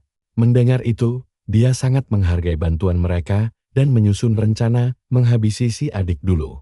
Dia hanya butuh anak buahnya mengalihkan perhatian dan Teorca selama dia bertarung. Sementara itu, dengan keras kepala Dio sesumbar bisa membereskan semuanya sendiri. Bahkan mengancam kakaknya harus ganti rugi jika sampai kehilangan Gu Mansu. Sambil mencabut pisaunya, Dio bilang mereka tidak punya banyak waktu jadi lebih baik semuanya mati. Cepat, Han Kang San bersiap mengeluarkan senjatanya sendiri dan mengejek kalau itu tidak akan mudah. Di tempat lain, sang protagonis akhirnya sampai ke tujuan. Ternyata, seorang anjing pemburu sudah menunggunya dan langsung mengomentari kedatangan pemuda itu. Hero kita diam saja, sementara si musuh menyapa setelah sekian lama. Mengejutkannya, dia memanggil protagonis kita dengan sebutan senior. Ternyata dia adalah Do Yukin, juniornya dulu di dosan kontraktor. Suasana mendadak tegang saat keduanya bersiap tarung. Do Yukin menyerang duluan dengan melemparkan sebuah belati kecil ke arah protagonis kita. Setelah menghindari belati pertama, Do Yukin langsung melempar beberapa belati lagi. Tapi sang protagonis dengan lincah menghindari semuanya. Bahkan melakukan gerakan akrobatik keren di udara. Begitu mendarat, keduanya langsung saling serang bersamaan. Di tengah bentrokan sengit itu, kekuatan mereka tampak sangat seimbang satu sama lain. Namun, Do Yukin langsung sombong setelah bentrokan pertama. Dengan dingin dia mengejek, apakah kemampuan sang senior cuma segini saja? Karena kalau iya, dia akan mati mengenaskan. Nah perhatikan bagian ini, karakter sok tahu begini biasanya cepat tewas. Mari kita alihkan fokus dulu ke pertarungan Han Kang San dan Vero bersaudara. Pertarungan mereka dimulai, dan Dio mulai frustrasi. Dia heran, bagaimana Han Kang San bisa bertahan sekuat ini, padahal informasi dari Zodiac Lee. Guang Won bilang dia lemah. Han Kang San membatin kalau pertarungan ini tidak menguntungkan baginya. Awalnya dia meremehkan Dio Vero yang kelihatan tidak jago bertarung. Tapi ternyata gerakannya sangat cepat. Saking cepatnya, Han Kang San kewalahan dan cuma bisa fokus membaca arah serangannya. Tepat saat itu, Dio langsung melesat maju untuk menyerang. Han Kang San mencoba menangkis, tapi tebasan Dio masih mengenai lengannya. Di saat bersamaan, Dio melompat mundur untuk menjaga jarak secara dramatis. Sambil berguling-guling di tanah, dia mendadak merengek kena tebas dan bertingkah manja seperti bocah kecil. Han Kang San kebingungan melihat akting konyol itu. Heran kenapa Dio sengaja membiarkan dirinya terluka. Sementara itu, Dio terus melanjutkan dramanya. Berteriak memanggil kakaknya dan mengaku ketakutan setengah mati. Persis seperti kejadian masa lalu. Begitu dia teriak minta tolong pada Dante, sang kakak seolah berteleportasi dan mendaratkan pukulan keras ke Han Kang San. Untungnya serangan itu sempat ditangkis, meski benturannya membuat dia terpental jauh. Anak buah yang lain melongo heran dengan apa yang baru saja terjadi. Sementara itu, Dio menyeringai licin karena berhasil memanfaatkan trauma masa kecil untuk memicu amarah kakaknya. Salah satu anak buah Han Kang San berlari mendekat untuk memeriksanya. Han Kang San bilang dia baik-baik saja. Meski tangkisannya tadi membuat lengan kanan dan tulang rusuknya patah. Dia pun memerintahkan pasukannya mundur. Bukannya mundur, anak buahnya malah menolak. Mereka protes, apakah dia meremehkan mereka, lalu mengingatkan kalau musuh lolos, nyawa Presiden Lee Bong-won akan berada dalam bahaya besar. Tanpa menunggu aba-aba, mereka langsung merangsak maju, yakin bahwa meski tidak bisa membunuh Dante, setidaknya mereka bisa mendaratkan satu pukulan. Han Kang-san sadar betul anak buahnya bukan tandingan lawan. Dia tahu mereka tidak akan menang, dan mustahil bagi mereka untuk bisa lolos hidup-hidup. Tapi dia heran kenapa mereka tetap nekat maju walau tahu konsekuensinya. Karena hasilnya sudah jelas dan dia sudah menyelamatkan Gu Mansu sesuai janji. Dia percaya sang protagonis bisa mengurus sisanya. Kini dia memutuskan bertarung demi memastikan pengorbanan anak buahnya tidak sia-sia sekaligus melindungi sang presiden. Di sisi lain, Dio yang mengawasi gaya bertarungnya mulai menyadari sesuatu. Sesuai info yang mereka terima, Han Kang-san bertarung memakai senjata rahasia dan tidak berniat bertahan sama sekali jika dilihat dari gerakannya. Di tengah bentrokan, Han Kang-san tiba-tiba merasa tubuhnya menjadi sangat ringan. Seolah dia kembali ke masa jaya tepat sebelum ajal menjemput. Dia pun melompat ke udara, bersiap menebas ke bawah. Sedikit lagi pedangnya menebas wajah Dante. Tapi Dante menghindar dan membalas dengan menusuknya saat celah pertahanan Han Kang-san terbuka lebar. Dante langsung menjambak rambut Han Kang-san dan bersiap menghabisinya. Di detik kritis itu, ingatan masa lalu terlintas di kepala Han Kang-san. Dulu, saat Lee Bong-won kehilangan perusahaan dan kakinya karena ulah sang adik, dia sempat ingin mengakhiri hidup. Han Kang-san menahannya dan memintanya tetap hidup. Namun Lee Bong-won malah bertanya, apakah saat kehilangan segalanya, hak untuk memilih mati juga ikut hilang? Tetap saja Han Kang-san menolak menyerah dan terus memaksanya hidup. Dengan kesal, sang presiden menyuruhnya menarik kata-kata itu. Mengingat dirinya bahkan tidak bisa berdiri sendiri lagi. Meski begitu, Han Kang-san tetap menyuruhnya bangkit.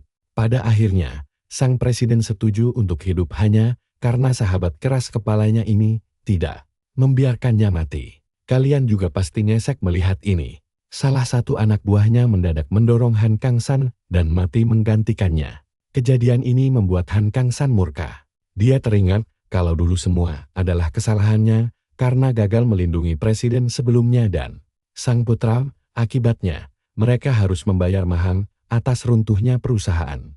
Kali ini, Han Kang-san terus bertarung, bertekad tidak mengulangi kesalahan yang sama.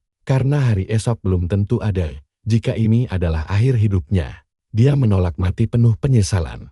Saat Dante maju untuk menghabisinya, Han Kang-san mempercayakan sisa perjuangan ini pada protagonis kita. Dan begitu saja, kepalanya langsung tertebas lepas. Setelah pertarungan brutal itu usai, Dante Orca mengajak pergi, karena yakin mereka telah kehilangan sosok Gu Mansu. Sementara Dio bertingkah sangat songon, dengan menyalahkan kakaknya yang telah turun tangan, membantu bertarung. Meski begitu, sebelum pergi, dia bilang masih ada urusan yang harus diselesaikan dengan Han Kang-san. Tiba-tiba saja, sang presiden membuka matanya, seolah baru terbangun dari mimpi buruk. Dia meraih kacamata sambil heran, kenapa firasatnya mendadak sangat buruk dan bertanya-tanya apa yang sebenarnya sedang terjadi. Sementara itu, kita kembali ke duel sengit antara protagonis kita melawan Du Yuqian. Orang ini ternyata mampu mengimbangi musuh, bahkan berhasil mendesak protagonis kita mundur dan bertahan. Sayangnya bagi dia, sang protagonis sebenarnya cuma sedang menguji kekuatannya. Dia menjelaskan kalau teknik tarung yang dipakai Du Yuqian itu bernama anomali. Teknik ini memicu kesalahan lawan lewat berbagai tipuan unik. Walau risikonya besar, tapi tertutupi gerakan lincah Du Yuqian. Nah, menurut kalian siapakah yang akan menang di pertarungan sengit ini? Sobat Recap, mari kita lihat karakter utama kita yang akhirnya mulai serius setelah selesai mengetes kemampuan Du Yuqian, yang memang harus diakui sudah jadi jauh lebih kuat sekarang. Dan boom, si jagoan langsung bikin lawan berdarah. Du Yuqian sempat menangkis serangan berikutnya. Tapi karakter utama kita langsung maju dan melayangkan tinju maut sampai musuhnya melayang jatuh. Sekarang, Du Yuqian benar-benar kaget setengah mati melihat si jagoan mulai serius. Sambil mundur mencari jarak, dia mulai memutar otak mencari siasat berikutnya. Akhirnya dia memutuskan satu hal, tapi sebelum itu, dia mengajak si jagoan untuk lanjut baku hantam. Sementara itu di tempat lain, Wenkai asik menguping jalannya pertarungan sambil menemani Kamiya. Pemanasan Wenkai tiba-tiba merasa ada yang mencurigakan. Tapi Kamiya malah bingung karena tidak merasakan apa-apa. Mendengar itu, Wenkai langsung mengabaikannya dan menyuruh Kamiya lanjut latihan keras saja agar siap menghadapi serta mengalahkan karakter utama kita yang sangat kuat itu. Kamiya lanjut berlatih, sedangkan Wenkai membatin bahwa dia tidak bisa membagikan rahasia ini. Sekarang, karena temannya terlalu terobsesi dengan si jagoan, dia terpaksa menunggu sampai Kamiya pergi sebelum melapor ke Deadface walau sebenarnya dia merasa sangat tidak tenang. Tiba-tiba saja, sambungan mereka terputus karena Du Yujin langsung menghancurkan telepon genggam miliknya. Sambil memberikan kode isyarat tangan, Du Yujin memberitahu si jagoan bahwa teleponnya telah disadap dan diretas sepenuhnya oleh Wenkai. Karakter utama kita hanya diam mendengarkan saat Du Yujin menduga telepon milik si jagoan juga disadap. Lalu dia menyarankan agar mereka membuang gawai masing-masing sebelum lanjut mengobrol. Nah, bagian ini seru banget. Kalian perhatikan baik-baik ya. Karakter utama kita santai bilang sudah membuang HP-nya di jalan dan langsung menuntut penjelasan. Kenapa dia dipanggil ke sini? Du Yujin akhirnya mengaku kalau si jagoan makin kuat. Dan sejujurnya, dia tidak menyangka dia benar-benar akan datang. Dia lalu bertanya apa yang akan dilakukan si jagoan jika ini jebakan. Dengan tenang si jagoan menjawab, jika ini jebakan, Du Yujin tidak mungkin datang ke rumahnya sendiri untuk memberi peringatan. Apalagi memberikan surat tertulis memakai bahasa Korea. Hal ini membuat Du Yujin sadar harus menilai ulang situasi karena kemampuan si jagoan jauh melebihi perkiraan para Houndes. Walau menurutnya ini justru membuat segalanya lebih mudah dikendalikan. Sambil tersenyum dia bilang itu melegakan. Padahal dalam hati dia berpikir, kalau situasinya tidak jelas, dia bisa saja langsung membunuh si jagoan yang dia anggap bodoh, karena merasa punya kesempatan. Dia lalu memberitahu si jagoan sebuah kabar baik, bahwa bos utama mereka baru akan tiba minggu depan, karena sekarang sedang sibuk menjalani misi lain di luar. Saat ini kendali dipegang oleh wakil ketua bernama Deadface. Itulah alasan kenapa para Hounds bertindak seenaknya tanpa ada satupun orang yang bisa menahan keliaran mereka sekarang. Bagi mereka si jagoan adalah target utama. Namun Deadface punya pandangan lain, karena dia merasa Presiden Lee Bong-won adalah prioritas utama yang harus diselesaikan terlebih dahulu. Alasannya sepele, Lee Bong-won dianggap ancaman tersembunyi yang punya pengaruh besar untuk menggerakkan seluruh isi negeri, bahkan orang-orang di luar negeri, untuk melawan keluarga Neville. Gampangnya Lee Bong-won terlalu berbahaya dan merepotkan untuk dibiarkan hidup. Makanya sang wakil ketua bersama Wenkai sengaja merahasiakan posisi keberadaan karakter utama kita dari anggota kelompok lainnya. Sehabis menjelaskan semuanya, Du Yujin melemparkan sebuah benda kepada karakter utama kita. Dia memanfaatkan informasi penting tersebut sebaik mungkin. Si jagoan menangkap benda yang ternyata telepon satelit. Du Yujin bilang ini satu-satunya kesempatan emas sebelum bos mereka datang. Di dalam mobilnya, karakter utama kita langsung memeriksa gawai pemberian itu. Alat itu akan jadi sarana komunikasi rahasia mereka. Dia kembali mengingat ucapan Du Yujin yang bahkan diam-diam menaruh alat pelacak pada Kamiya serta Vero bersaudara. Dia tidak berani memasang ke yang lain karena takut ketahuan. Dulu, karakter utama kita sempat heran dan bertanya kenapa dia mau membantu sejauh ini. Du Yujin menjawab jujur kalau konflik si jagoan dengan para Hounds bukanlah urusannya. Lagi pula si jagoan tahu sendiri kalau dia membenci Korea sekaligus keluarga Neville. Saya tahu apa yang kalian pikirkan sekarang, konspirasi ini makin gila, kan? Karakter utama kita sadar kalau info ini benar. Ini bakal jadi senjata andalan yang sangat berguna bagi dirinya. Namun tetap saja, dia merasa agak aneh karena Du Yujin sama sekali tidak menyimpan dendam kesumat kepada Presiden Lee Bong-won. Karena belum yakin sepenuhnya dengan kebenaran info tersebut, dia memilih memendamnya dulu sendiri. Lalu adegan pun berpindah menampilkan tempat yang berbeda. Pasukan bantuan Han Kang-san akhirnya tiba di lokasi, namun sayangnya mereka sudah sangat terlambat. Melihat pemandangan tragis itu, anak buahnya langsung menangis histeris, sementara Piljo menyuruh mereka menutup mata sambil menahan tangisnya sendiri. Para anak buah mematuhinya, sambil menggertakkan gigi. Di sisi lain, Gu Menshu yang baru sampai juga ikut syok karena baru saja Han Kang San berjanji mereka akan bertemu lagi. Tapi kini dia tewas secara mengenaskan, bahkan jasadnya dirusak tanpa ampun oleh bajingan Vero itu. Di waktu yang sama, Oh Nam Wong mencoba menghubungi sang presiden. Namun Presiden Lee Bong-won tidak merespons teleponnya. Jauh sebelumnya, karena rasa khawatir yang mendalam, Presiden sudah berpesan agar Han Kang San selalu waspada dan melarang keras dia ikut bertarung apabila mendadak terjebak dalam masalah besar. Waktu itu, Han Kang San meyakinkan Presiden agar tidak cemas karena dia bukan lagi sosok pria kekanak-kanakan yang dulu dikenal oleh sang Presiden. Dia berjanji secara pribadi bahwa semuanya akan baik-baik saja, namun nyatanya dia tewas. Merasa muak, sang Presiden pun murka dan memulai era kegelapannya. Sambil memanggil Oh Nam Won, dia memerintahkannya untuk mengumpulkan seluruh petarung di Korea. Karena kali ini amarahnya sudah tidak bisa dibendung lagi. Dia teringat obrolannya yang dulu dengan si jagoan. Setelah membocorkan semua rahasia yang diketahuinya, dia menyerahkan keputusan sepenuhnya kepada Cha Si-hyuk untuk percaya atau tidak. Sebelum pergi, dia sempat kepo dan bertanya apa yang sebenarnya terjadi setelah dia meninggalkan Korea, terutama soal bagaimana Lee Kwang-won bisa naik jabatan menjadi presiden melewati kakak lakinya sendiri. Dia merasa konspirasi ini sangat menarik.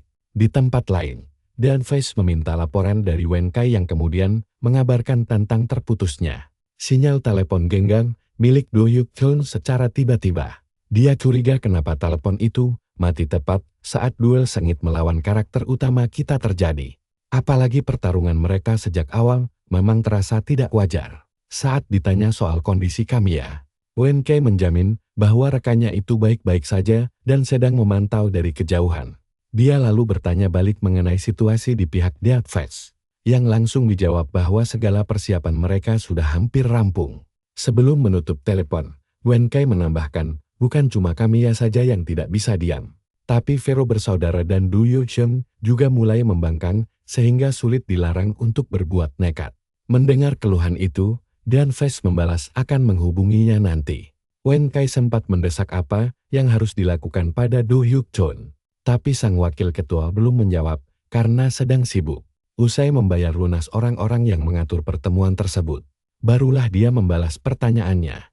Dia berpesan kalau mereka tidak bisa memastikan apa yang menimpa Bo Eun. Jadi keputusan tidak boleh diambil berdasarkan asumsi belaka. Sebagai gantinya, dia meminta Wen Kai untuk terus mengawasi gerak-geriknya. Telepon ditutup dan Dan Face menemui kakek misterius yang dulu lagi. Kita semua pasti penasaran kan apa kelanjutannya. Mari kita tunggu kelanjutan kisah gokil ini di episode berikutnya. Nah, kalian harus tahu, Dan Face langsung menyindir si kakek kalau sangat berbahaya berkeliaran tanpa pengawal dalam kondisi begini. Si kakek langsung membalas dengan ketus, bertanya apakah dia butuh perlindungan dari amatiran seperti The Hounds. Tanpa basa-basi, Dan Face meminta si kakek dengan sopan untuk memastikan asosiasi tidak ikut campur dalam masalah ini. Mendengar itu, si kakek bertanya apakah itu ancaman atau bantuan. Dan Face menjawab bahwa asosiasi adalah faksi netral yang prinsip utamanya adalah bertindak sesuai kesepakatan dan aturan tertulis yang berlaku.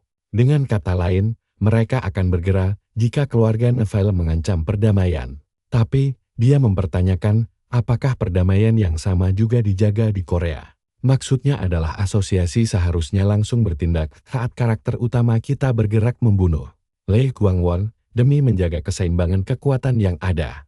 Si kakak membantah dan mengingatkan bahwa Lee Kwang-won cuma bertindak sebagai anjing mereka tanpa dukungan keluarga Neville. Jadi tindakan karakter utama membunuhnya sangatlah wajar. Dan Face curiga si kakek punya hubungan dengan asosiasi, tapi si kakek diam saja. Dan Face pun memperingatkan, jika asosiasi ikut campur di Korea, itu akan memicu perebutan kekuasaan yang sengit dengan keluarga Neville. Sekarang, jelas terlihat ada 3 kekuatan besar yang saling berhadapan. Lee Bong-won bersama para pembunuh Korea, keluarga Neville, dan pihak asosiasi. Meski begitu, Dead Face berbalik pergi sambil berharap keputusan Tetua Agung itu tidak akan memperburuk situasi yang sudah kacau. Si kakak membalas bahwa darah lebih kental daripada air. Sambil menggerutu kesal, karena mereka selalu mengancam tiap kali rencana tidak berjalan mulus. Nah, perhatikan ini, si kakek mendadak memanggil nama aslinya, Konstantinov, meminta agar masalah ini direda jika dia tidak mau melawan asosiasi. Darkface pun akhirnya memberikan perintah untuk bergerak. Sementara itu di Chinatown, seorang wanita menerima perintah tersebut, namun mengeluh karena tugasnya merepotkan, dia tetap menerimanya demi Wen Kai. Bos kriminal ini adalah Lin Jiao, pemimpin klan Black Gold. Dia memastikan apakah harus mengumpulkan semua agen keluarga Neville di Korea. Paham maksudnya? Darkface menyuruhnya memanggil semua orang dan menjanjikan pembayaran di lokasi yang disepakati. Kembali ke Wen Kai, Kamiya bertanya apakah belum ada info soal lokasi karakter utama kita. Wen Kai pun memintanya untuk lebih bersabar. Tapi Kamiya curiga karena Wen Kai bilang teman-temannya dari klan Black Gold yang mengurusnya. Tapi kenapa lama sekali? Dia pun langsung menuduh Wen Kai sedang menyembunyikan sesuatu darinya. Melihat reaksi itu, Wen Kai merasa tidak berdaya. Meski berhasil menjual informasi ke Vero bersaudara demi uang, Kamiya ini adalah orang gila yang tidak bisa ditebak. Dia bisa merusak semuanya, berpikir cepat. Wen Kai bertanya, apa hal yang paling Kamiya benci? Dan Kamiya menjawab bahwa itu adalah pengkhianatan. Wen Kai lanjut bertanya apa artinya membohongi Temang, dan Kamiya memberikan jawaban yang sama. Di sini, Wen Kai mulai memanipulasi pikirannya agar meragukan dirinya sendiri. Akhirnya Kamiya mengaku salah dan meminta maaf karena sempat ragu, dan Kai pun kagum. Sementara itu, sekelompok pria yang menunggu di dekat sana mengeluh karena terus diabaikan. Menoleh ke arah mereka, Wen Kai bertanya, apakah mereka mendengar obrolan tadi? Lalu menegaskan temannya benci kebohongan. Dia lalu mengajak mereka membalas dendam untuk mantan bos mereka. Salah satu pria menjawab mereka tidak dendam pada presiden baru. Rupanya mereka bekerja untuk Lee Guangwon cuma demi uang, murni bisnis tanpa urusan pribadi. Mendengar itu, Wen Kai menyebutnya bodoh. Dia membeberkan bahwa adik pria itu telah menerima posisi sebagai salah satu anggota zodiak Lee Guangwon, membuat situasi makin rumit. Pria itu mulai berkeringat dingin saat mata Kamiya langsung mengincarnya. Pria lain maju ke depan dan meneriaki Wen Kai serta Kamiya sebagai sekumpulan orang gila. Kalian pasti bakal kaget melihat adegan ini. Tiba-tiba Kamiya melompat maju dan langsung mencengkeram leher pria sombong yang menolak bekerja. Tanpa bayaran itu, pria itu menyuruhnya melepaskan cengkeraman, tapi ekspresi Kamiya mendadak berubah serius. Dia menegaskan pria itu takkan pergi kemana-mana. Lalu perlahan meremukkan tangannya. Sambil meringis kesakitan, pria itu marah dan mencoba mencabut pisau. Tapi Kamiya langsung meninjunya tepat di wajah. Semua orang syok melihat pria itu tumbang seperti karung sampah. Tapi Kamiya belum selesai. Menjambaknya lagi, dia menegaskan sangat membenci pengkhianat lalu melemparnya seolah tak berbobot. Saat Kamiya mendekat, yang lain bersiap mencabut senjata. Tapi Wen Kai menahan mereka agar tidak memperkeruh suasana. Dia memberi mereka dua pilihan. Serang Kamiya, yang akan sangat menyenangkan bagi Kamiya, atau menyerah, yang akan menguntungkannya. Pilihan ada di tangan mereka. Melihat keraguan mereka, Kamiya sudah tahu jawabannya. Dia terus melangkah mendekati pria yang tadi dilemparnya. Kesal, pria itu menyerang duluan sambil meneriaki, mereka bajingan sombong. Tentu saja Kamiya menahannya dengan mudah, dan membalas dengan pukulan silang brutal yang pasti telah mematahkan sesuatu. Saat pria itu berlutut, Kamiya dengan santai berujar, biasanya orang sanggup bertahan 3-4 pukulan. Jadi dia penasaran seberapa kuat orang ini. Yang lain hanya bisa menonton dengan ngeri saat dia terus dihajar. Kini pria malang itu resmi jadi samsak pelampiasan. Sementara itu, Wen Kai memanfaatkan momen ini untuk berbicara kepada kelompok tersebut.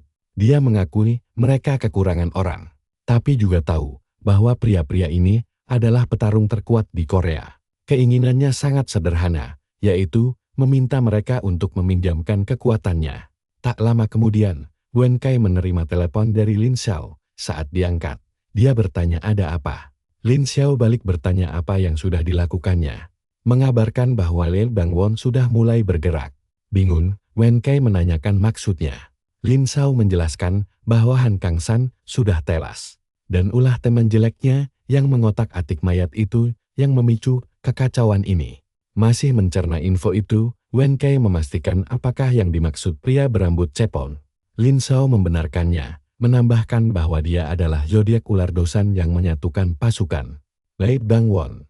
Tanpa jasanya, sang presiden yang sekarang mungkin tidak akan pernah ada. Karena kejadian ini, Lei Bangwon langsung mengeluarkan perintah panggilan darurat ke seluruh negeri.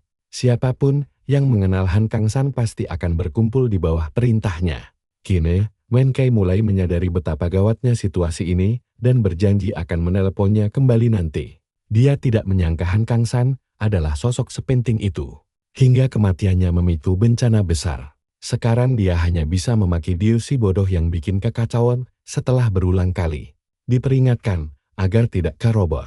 Tanpa buang waktu, dia segera menghubungi wakil ketua dan memberitahu bahwa rencana mereka telah gagal total. Adegan lalu beralih ke upacara kematian Han Kang San. Presiden Lei Bangwon sempat tersandung dan terjatuh. Tapi dia segera bangkit sendiri, lalu terus berjalan maju dengan satu kaki tanpa bantuan siapapun. Semua orang terdiam menyaksikan sang presiden memberikan penghormatan terakhirnya. Pria ini tampak sangat bertekad. Sesaat kemudian, Oh Nam Wong melapor bahwa semua anak buah telah berkumpul. Mengingat konflik ini melibatkan keluarga Neville. Hanya sebanyak ini pasukan yang bisa dikumpulkan dalam waktu singkat. Meski begitu, Lei Bangwon terkesan melihat semangat membara mereka. Di antara kerumunan tersebut, ada sisa anggota dari generasi pembunuh zodiak terdahulu. 2 orang di antaranya mulai membicarakan situasi menegangkan ini. Dan disinilah petualangan kita terjeda, saat Ju Jun Yeong heran cuma mereka berdua yang muncul. Kalian dan aku bakal melihat aksi balas dendam gila di sini. Kim Jin Woo, mantan harimau zodiak, merasa yang lain cuma ketakutan, padahal Han Kang San sudah banyak membantu mereka. Kalau Han Kang San masih hidup, mereka pasti sudah diseret paksa ke sini tanpa ampun. Tapi si kelinci cuma mengangkat bahu dan menganggapnya bukan masalah besar. Dia malas melihat para pengecut itu lagi dan berniat memutus hubungan total. Meski awalnya tidak tertarik perang, mereka jelas tidak bisa diam saja saat tahu jasad Han Kang San telah dilecehkan secara keji oleh bajingan-bajingan itu. Ju Jun Yeong menatap Presiden Lei Bangwon, yakin sang tuan muda merasakan hal yang sama. Dia mengira pria itu bakal hancur karena kejadian mengerikan ini. Namun sebaliknya, dia malah terlihat sangat tegar. Presiden Lei Bangwon langsung angkat bicara di depan semua orang tanpa basa-basi karena tahu alasan mereka dipanggil. Dia jujur kalau posisi mereka tidak diuntungkan untuk menang melawan keluarga Neville yang sangat kuat. Jadi dia paham jika ada yang ragu dan mempersilahkan mereka pergi sekarang. Tapi tidak ada yang bergerak selangkah pun. Sang presiden bangkit berdiri saat bayangan kenangan bersama Han Kang San melintas di benaknya. Dia menegaskan kembali kalau Han Kang San sudah tiada dan nasib mereka tidak akan jauh berbeda. Buang jauh-jauh mimpi mati dengan tenang, karena ini adalah misi bunuh diri. Baginya, menyerah demi kedamaian bukanlah sebuah pilihan. Adegan beralih ke wakil ketua dan Du Ekin. Sambil berjalan, dia memerintahkan Wen Kai untuk segera melaporkan setiap pergerakan dari sang presiden. Wen Kai menjawab bahwa sesuai laporan intelijen, presiden sedang bergerak lurus ke arah mereka dan kini sudah semakin dekat dengan Viro bersaudara. Wajar bila menduga dia menuju kemari. Di saat bersamaan, klan emas hitam sedang melacak karakter utama kita yang juga terus bergerak. Wen Kai mengakui situasi ini terasa sangat ganjil. Coba perhatikan baik-baik, seolah kedua kubu sudah saling tahu lokasi dan hanya mengikuti jejak satu sama lain. Mendengar itu, wakil ketua menduga karakter utama mengincar Wen Kai. Jadi dia menyuruhnya bertahan di markas. Mereka akan menyusul setelah urusan saat ini selesai. Wen Kai mengungkapkan bahwa mereka sudah berada di markas, tapi firasatnya tetap buruk. Wakil ketua menyuruhnya bersiaga dan berjanji akan segera tiba di sana. Beralih ke Dante Orca dan adiknya. Si wajah mati menyuruh mereka membereskan kekacauan ini dengan cepat. Dante setuju dan berjanji menyelesaikannya dalam 10 menit sebelum dihadang pasukan Lei Bangwon. Do Hyun melihat musuh yang sangat banyak. Wajah mati memperingatkannya bahwa dia hanya akan bicara sekali dan tidak akan memberikan kesempatan kedua. Tentu saja Do Hyun paham maksudnya. Sementara itu, Pil Jo mengawasi mereka dengan tertarik lalu tanpa ragu memerintahkan anak buahnya bersiap di posisi. Dia menenangkan mereka agar tidak takut karena dirinya yang akan memimpin di depan. Pilju langsung menerjang maju, namun wajah mati menghindar kilat hingga bajunya sobek. Membalas serangan itu, wajah mati mencabut pisaunya sambil memuji semangat bertarung mereka. Detik berikutnya, semua anak buah Lee Bangwon langsung mengeroyoknya. Di tengah pertarungan, Dioviro kesal setengah mati. Dia bertanya, apakah saudaranya sudah gila karena nekat meninggalkan senjatanya hanya karena pergi ke Kapern. Parahnya, ini bukan pertama kalinya dia bertingkah konyol begini. Meski tanpa senjata dan terasa sekuat hantaman truk besar, hanya dengan satu serangan kuat, dia sukses mementalkan anak buah Lee Bangwon. Hal ini membuat dua orang melancarkan serangan kombinasi. Dante berhasil menangkis satu pukulan, tapi harus terkena tendangan keras. Rupanya, kedua penyerang itu adalah anggota baru Zodiac. Tetap saja, Dante terus menghajar mereka bertubi-tubi tanpa ampun. Namun saat hendak melayangkan pukulan berikutnya, dia tiba-tiba terhenti sehingga anak buah Lee Bangwon berhasil mencengkeramnya. Seketika, Ma Hyun-woo memerintahkan mereka untuk menahannya sesuai rencana semula. Dua orang mencoba memiting leher Dante, tapi dia dengan mudah lepas dan membenturkan keduanya. Namun kedua anggota Zodiac itu menyerang lagi dan menjatuhkannya bersamaan. Tujuan mereka adalah mendorongnya jatuh dari lantai atas, dan rencana itu hampir saja berhasil. Tiba-tiba Dante mencengkeram keduanya, kalian lihat sendiri kan? Tanpa ampun dia melempar mereka hingga tewas seketika dan membuat semua orang shock berat. Namun di saat genting itu, Oh Nam Wang mendadak muncul dan membuat anak buahnya langsung memberi jalan. Melihat wajah panik mereka, dia dengan santai menyuruh anak buahnya mengurus Kroto saja. Dia sendiri ingin menghadapi dan satu lawan satu sebelum adegan bergeser ke Do Hui Chen. Setengah dari pasukan sudah tumbang, kini saatnya Zodiac generasi lama turun tangan. Melihat Kim Jin Seok, Do Hui Chen bertanya apakah dia datang sendirian dan mengejeknya ceroboh. Tapi tiba-tiba Jo Jun Yang muncul dari atas. Dengan satu gerakan cepat, dia mengunci Do Hui Chen sekaligus menahan serangan balasan. Jo Jun Yang mencoba bersikap lebih masuk akal. Dia meminta Do Hui Chen berhenti karena hubungan masa lalu mereka. Bahkan menyarankan agar dia dibiarkan hidup demi sang presiden.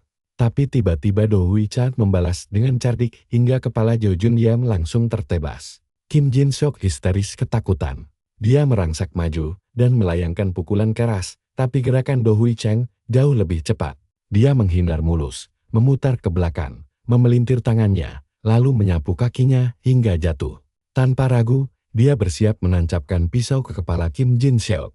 Namun, mendadak berhenti di tengah jalan. Hanya untuk mengingatkan posisinya, dia mengulangi ucapan Kim bahwa yang lemah tidak punya pilihan. Kim Jin Seok yang murka bertanya, bagaimana dia bisa setega ini, dan apakah Do Yukin lupa jasa Presiden Lee Bangwon yang merawatnya setelah naga zodiak terdahulu tewas. Karena muak, Do Yukin menghabisinya tanpa ragu. Anak buah Lee Bangwon hanya bisa terpana melihat kekejaman Du Yuchan yang tanpa penyesalan. Sebaliknya, dia dengan dingin menyatakan reuni telah berakhir. Sementara itu, Wen Kai panik mencoba menelepon untuk melacak lokasi karakter utama kita. Lin Xiao menjawab kalau mereka kehilangan jejaknya sehingga sulit dipastikan posisinya. Wen Kai hampir meledak marah sambil mengingatkan bahwa dia sudah menyuruhnya terus menempel ketat pada target. Dia baru mau meminta informasi berguna lainnya, tapi telepon langsung dimatikan sepihak. Tampaknya si penjahat kesal karena diteriaki. Di sisi lain, Kamiya melamun memikirkan karakter utama kita. Dulu, karakter utama kita pamit keluar dari kelompok. Namun, karena Kamiya memang agak gila, dia menganggapnya sebagai pengkhianatan besar. Apalagi karakter utama kita tetap teguh pada keputusannya. Makanya Kamiya tidak sabar untuk bertemu dengannya lagi. Karena mengira karakter utama selalu meremehkan mereka, dia jadi makin berambisi untuk menghancurkannya berkeping-keping. Di bab selanjutnya, anak buah Lebon melapor pada presiden bahwa Piljo dan Oh Nam Wong sudah mulai menyerang sesuai rencana. Mendengar kabar itu, Presiden Lebon mengangguk paham. Dia bilang sisanya terserah mereka tanpa melibatkan karakter utama kita. Kedua orang itu memang pembunuh terkuat di Korea. Sementara itu, Piljo sedang sengit bertarung melawan wajah mati. Menggunakan senjata seperti bagian tubuhnya sendiri. Dia menancapkan palu ke pohon, lalu memanfaatkannya untuk menerjang. Namun wajah mati sigap menghindar, membuat Pilju sadar pria itu jauh lebih cepat darinya. Refleksnya benar-benar gila, ditambah wajah mati juga sangat cerdas membaca situasi. Pilju tidak pernah menyangka akan ada hari di mana kecepatannya bisa diungguli seperti ini. Mungkin faktor usia mulai mempengaruhinya. Tapi kalian dan aku tahu dia harus berjuang habis-habisan sebelum staminanya benar-benar habis terkuras. Yuk, temani saya nonton baku hantam gila ini saat layar berpindah ke Oh Nam Wong dan Dante Orsa. Dante menyerang duluan dengan pukulan lurus. Tapi Nam Wong menghindar lalu membalas pakai pukulan hook super keras, karena mental itu musuhnya. Saat Dante mau meninju lagi, Oh Nam Wong langsung membalas dengan pukulan lurus bersih. Kombinasi 1-2 yang mantap. Dante Orsa cukup kagum karena tampaknya dia baru saja menemukan lawan yang sebanding. Sementara itu, adiknya Sok melihat kakaknya tersudut. Kekuatan Oh Nam Wong ini jelas berada di level yang jauh berbeda dibanding anggota zodiak.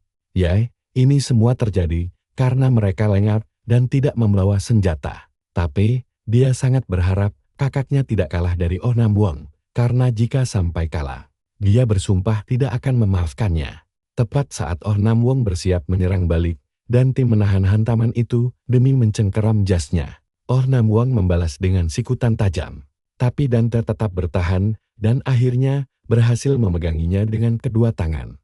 Dengan begini, Dante menegaskan ini bukan ring tinju dan Oh Nam Wong tidak bisa kabur lagi. Selesai bicara, dia langsung menanduk kepala Nam Wong seolah pria itu punya utang banyak padanya. Melihat aksi brutal itu, anak buahnya yang menonton langsung terkejut setengah mati. Dante mengangkat tubuh lawan, lalu menghantamkan lututnya ke perut Oh Nam Wong hingga memuntahkan darah. Tapi Nam Wong masih bisa membalas memegangnya. Melihat perlawanan itu, Dante menyuruhnya diam sambil mencoba membantingnya ke lantai seperti anggota zodiak sebelumnya saat melayang di udara. Oh Nam Wong dengan sigap balas mencengkeram dan tererat-erat. Melihat Dante berusaha melepaskan diri, Oh Nam Wong mengejeknya memakai kata-kata Dante sendiri. Jelas sekali dia bertekad menyeret musuh jatuh bersamanya. Namun, Dante entar bagaimana berhasil menahannya sebelum melemparnya ke samping dengan satu tangan.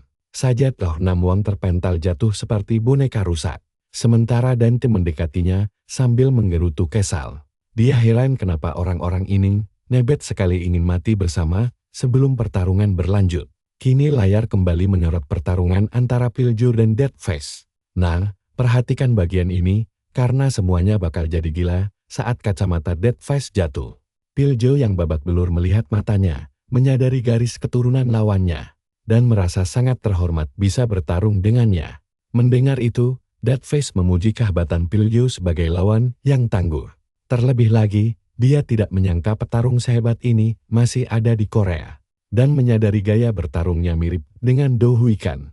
Tapi sayangnya, Pilju sudah melihat rahasia yang tidak boleh diketahui, jadi dia harus mati. Di tempat lain, Wen Kai frustrasi karena tidak bisa menghubungi siapapun dan bingung apa yang terjadi. Pada saat yang sama, Kamiya mendadak berdiri dan berjalan seperti orang kesurupan. Dia mengabaikan Wen Kai yang bertanya ada apa dengannya, tanpa memberikan jawaban apapun. Lalu kita masuk ke dalam pikiran presiden yang sudah tahu kalau orang-orang terkuatnya sedang kewalahan karena situasi sudah kacau begini. Dia hanya bisa berharap semua rencana berjalan dengan lancar. Rupanya, seluruh rencana mereka adalah tipu muslihat untuk mengulur waktu bagi karakter utama kita. Intinya, jagoan kita adalah kartu as yang paling diandalkan demi kesuksesan rencana besar ini. Di bab berikutnya, muncul seorang wanita berpenampilan mirip biarawati. Dia mengagumi keindahan pemandangan malam di Korea yang menurutnya sangat luar biasa. Temannya yang sedang asyik makan burger menyuruhnya cepat karena waktu mereka sangat mepet. Wanita itu pun akhirnya berjalan mendekat untuk bergabung dengan kelompoknya. Sementara itu, sang ketua menjelaskan misi mereka bahwa atas bantuan Yokjoan, mereka hanya perlu mengusir para Hon, lalu sisanya akan diurus oleh pihak asosiasi. Dengan begitu, semua masalah bakal beres dengan gampang. Orang-orang hebat ini adalah tim penegak dari asosiasi yang dikenal sebagai Blue Hawk. Alur cerita kemudian mundur ke momen setelah peringatan jagoan kita tentang para Hon. Presiden Lebong menelepon seseorang untuk memastikan Apakah kelompok pembunuh itu benar-benar akan datang? Di seberang telepon, si kakek ternyata adalah Hyuk Jun yang mengangguk dan menjelaskan bahwa Dead Face datang membawa peringatan. Rupanya, si kakek ini mantan anggota senior di asosiasi tersebut. Dia menambahkan bentrokan takkan terhindar jika asosiasi ikut campur. Tapi meminta Lee Bong tidak khawatir. Asosiasi berniat memecah belah Korea dan keluarga Neville lewat kesempatan emas ini. Mereka akan sangat diuntungkan jika organisasi saingan seperti keluarga Neville kehilangan kekuatan. Kalian juga berpikir hal yang sama kan? Presiden mengingatkan kalau musuh sejati mereka adalah keluarga Neville yang pasti sudah menyiapkan taktik balasan. Kakek itu setuju, namun mengungkap bahwa pemimpin Parahon saat ini sedang menuju markas besar asosiasi untuk negosiasi, makanya mereka harus bergerak ekstra cepat sebelum kehilangan kesempatan berharga ini. Dengan kata lain, mereka harus menghadapi Parahon secara diam-diam tanpa sepengetahuan asosiasi. Membayangkannya saja sudah mengerikan. Apalagi salah satu dari 8 pembunuh terkuat di dunia adalah Ivan Cardiff yang memimpin Parahon.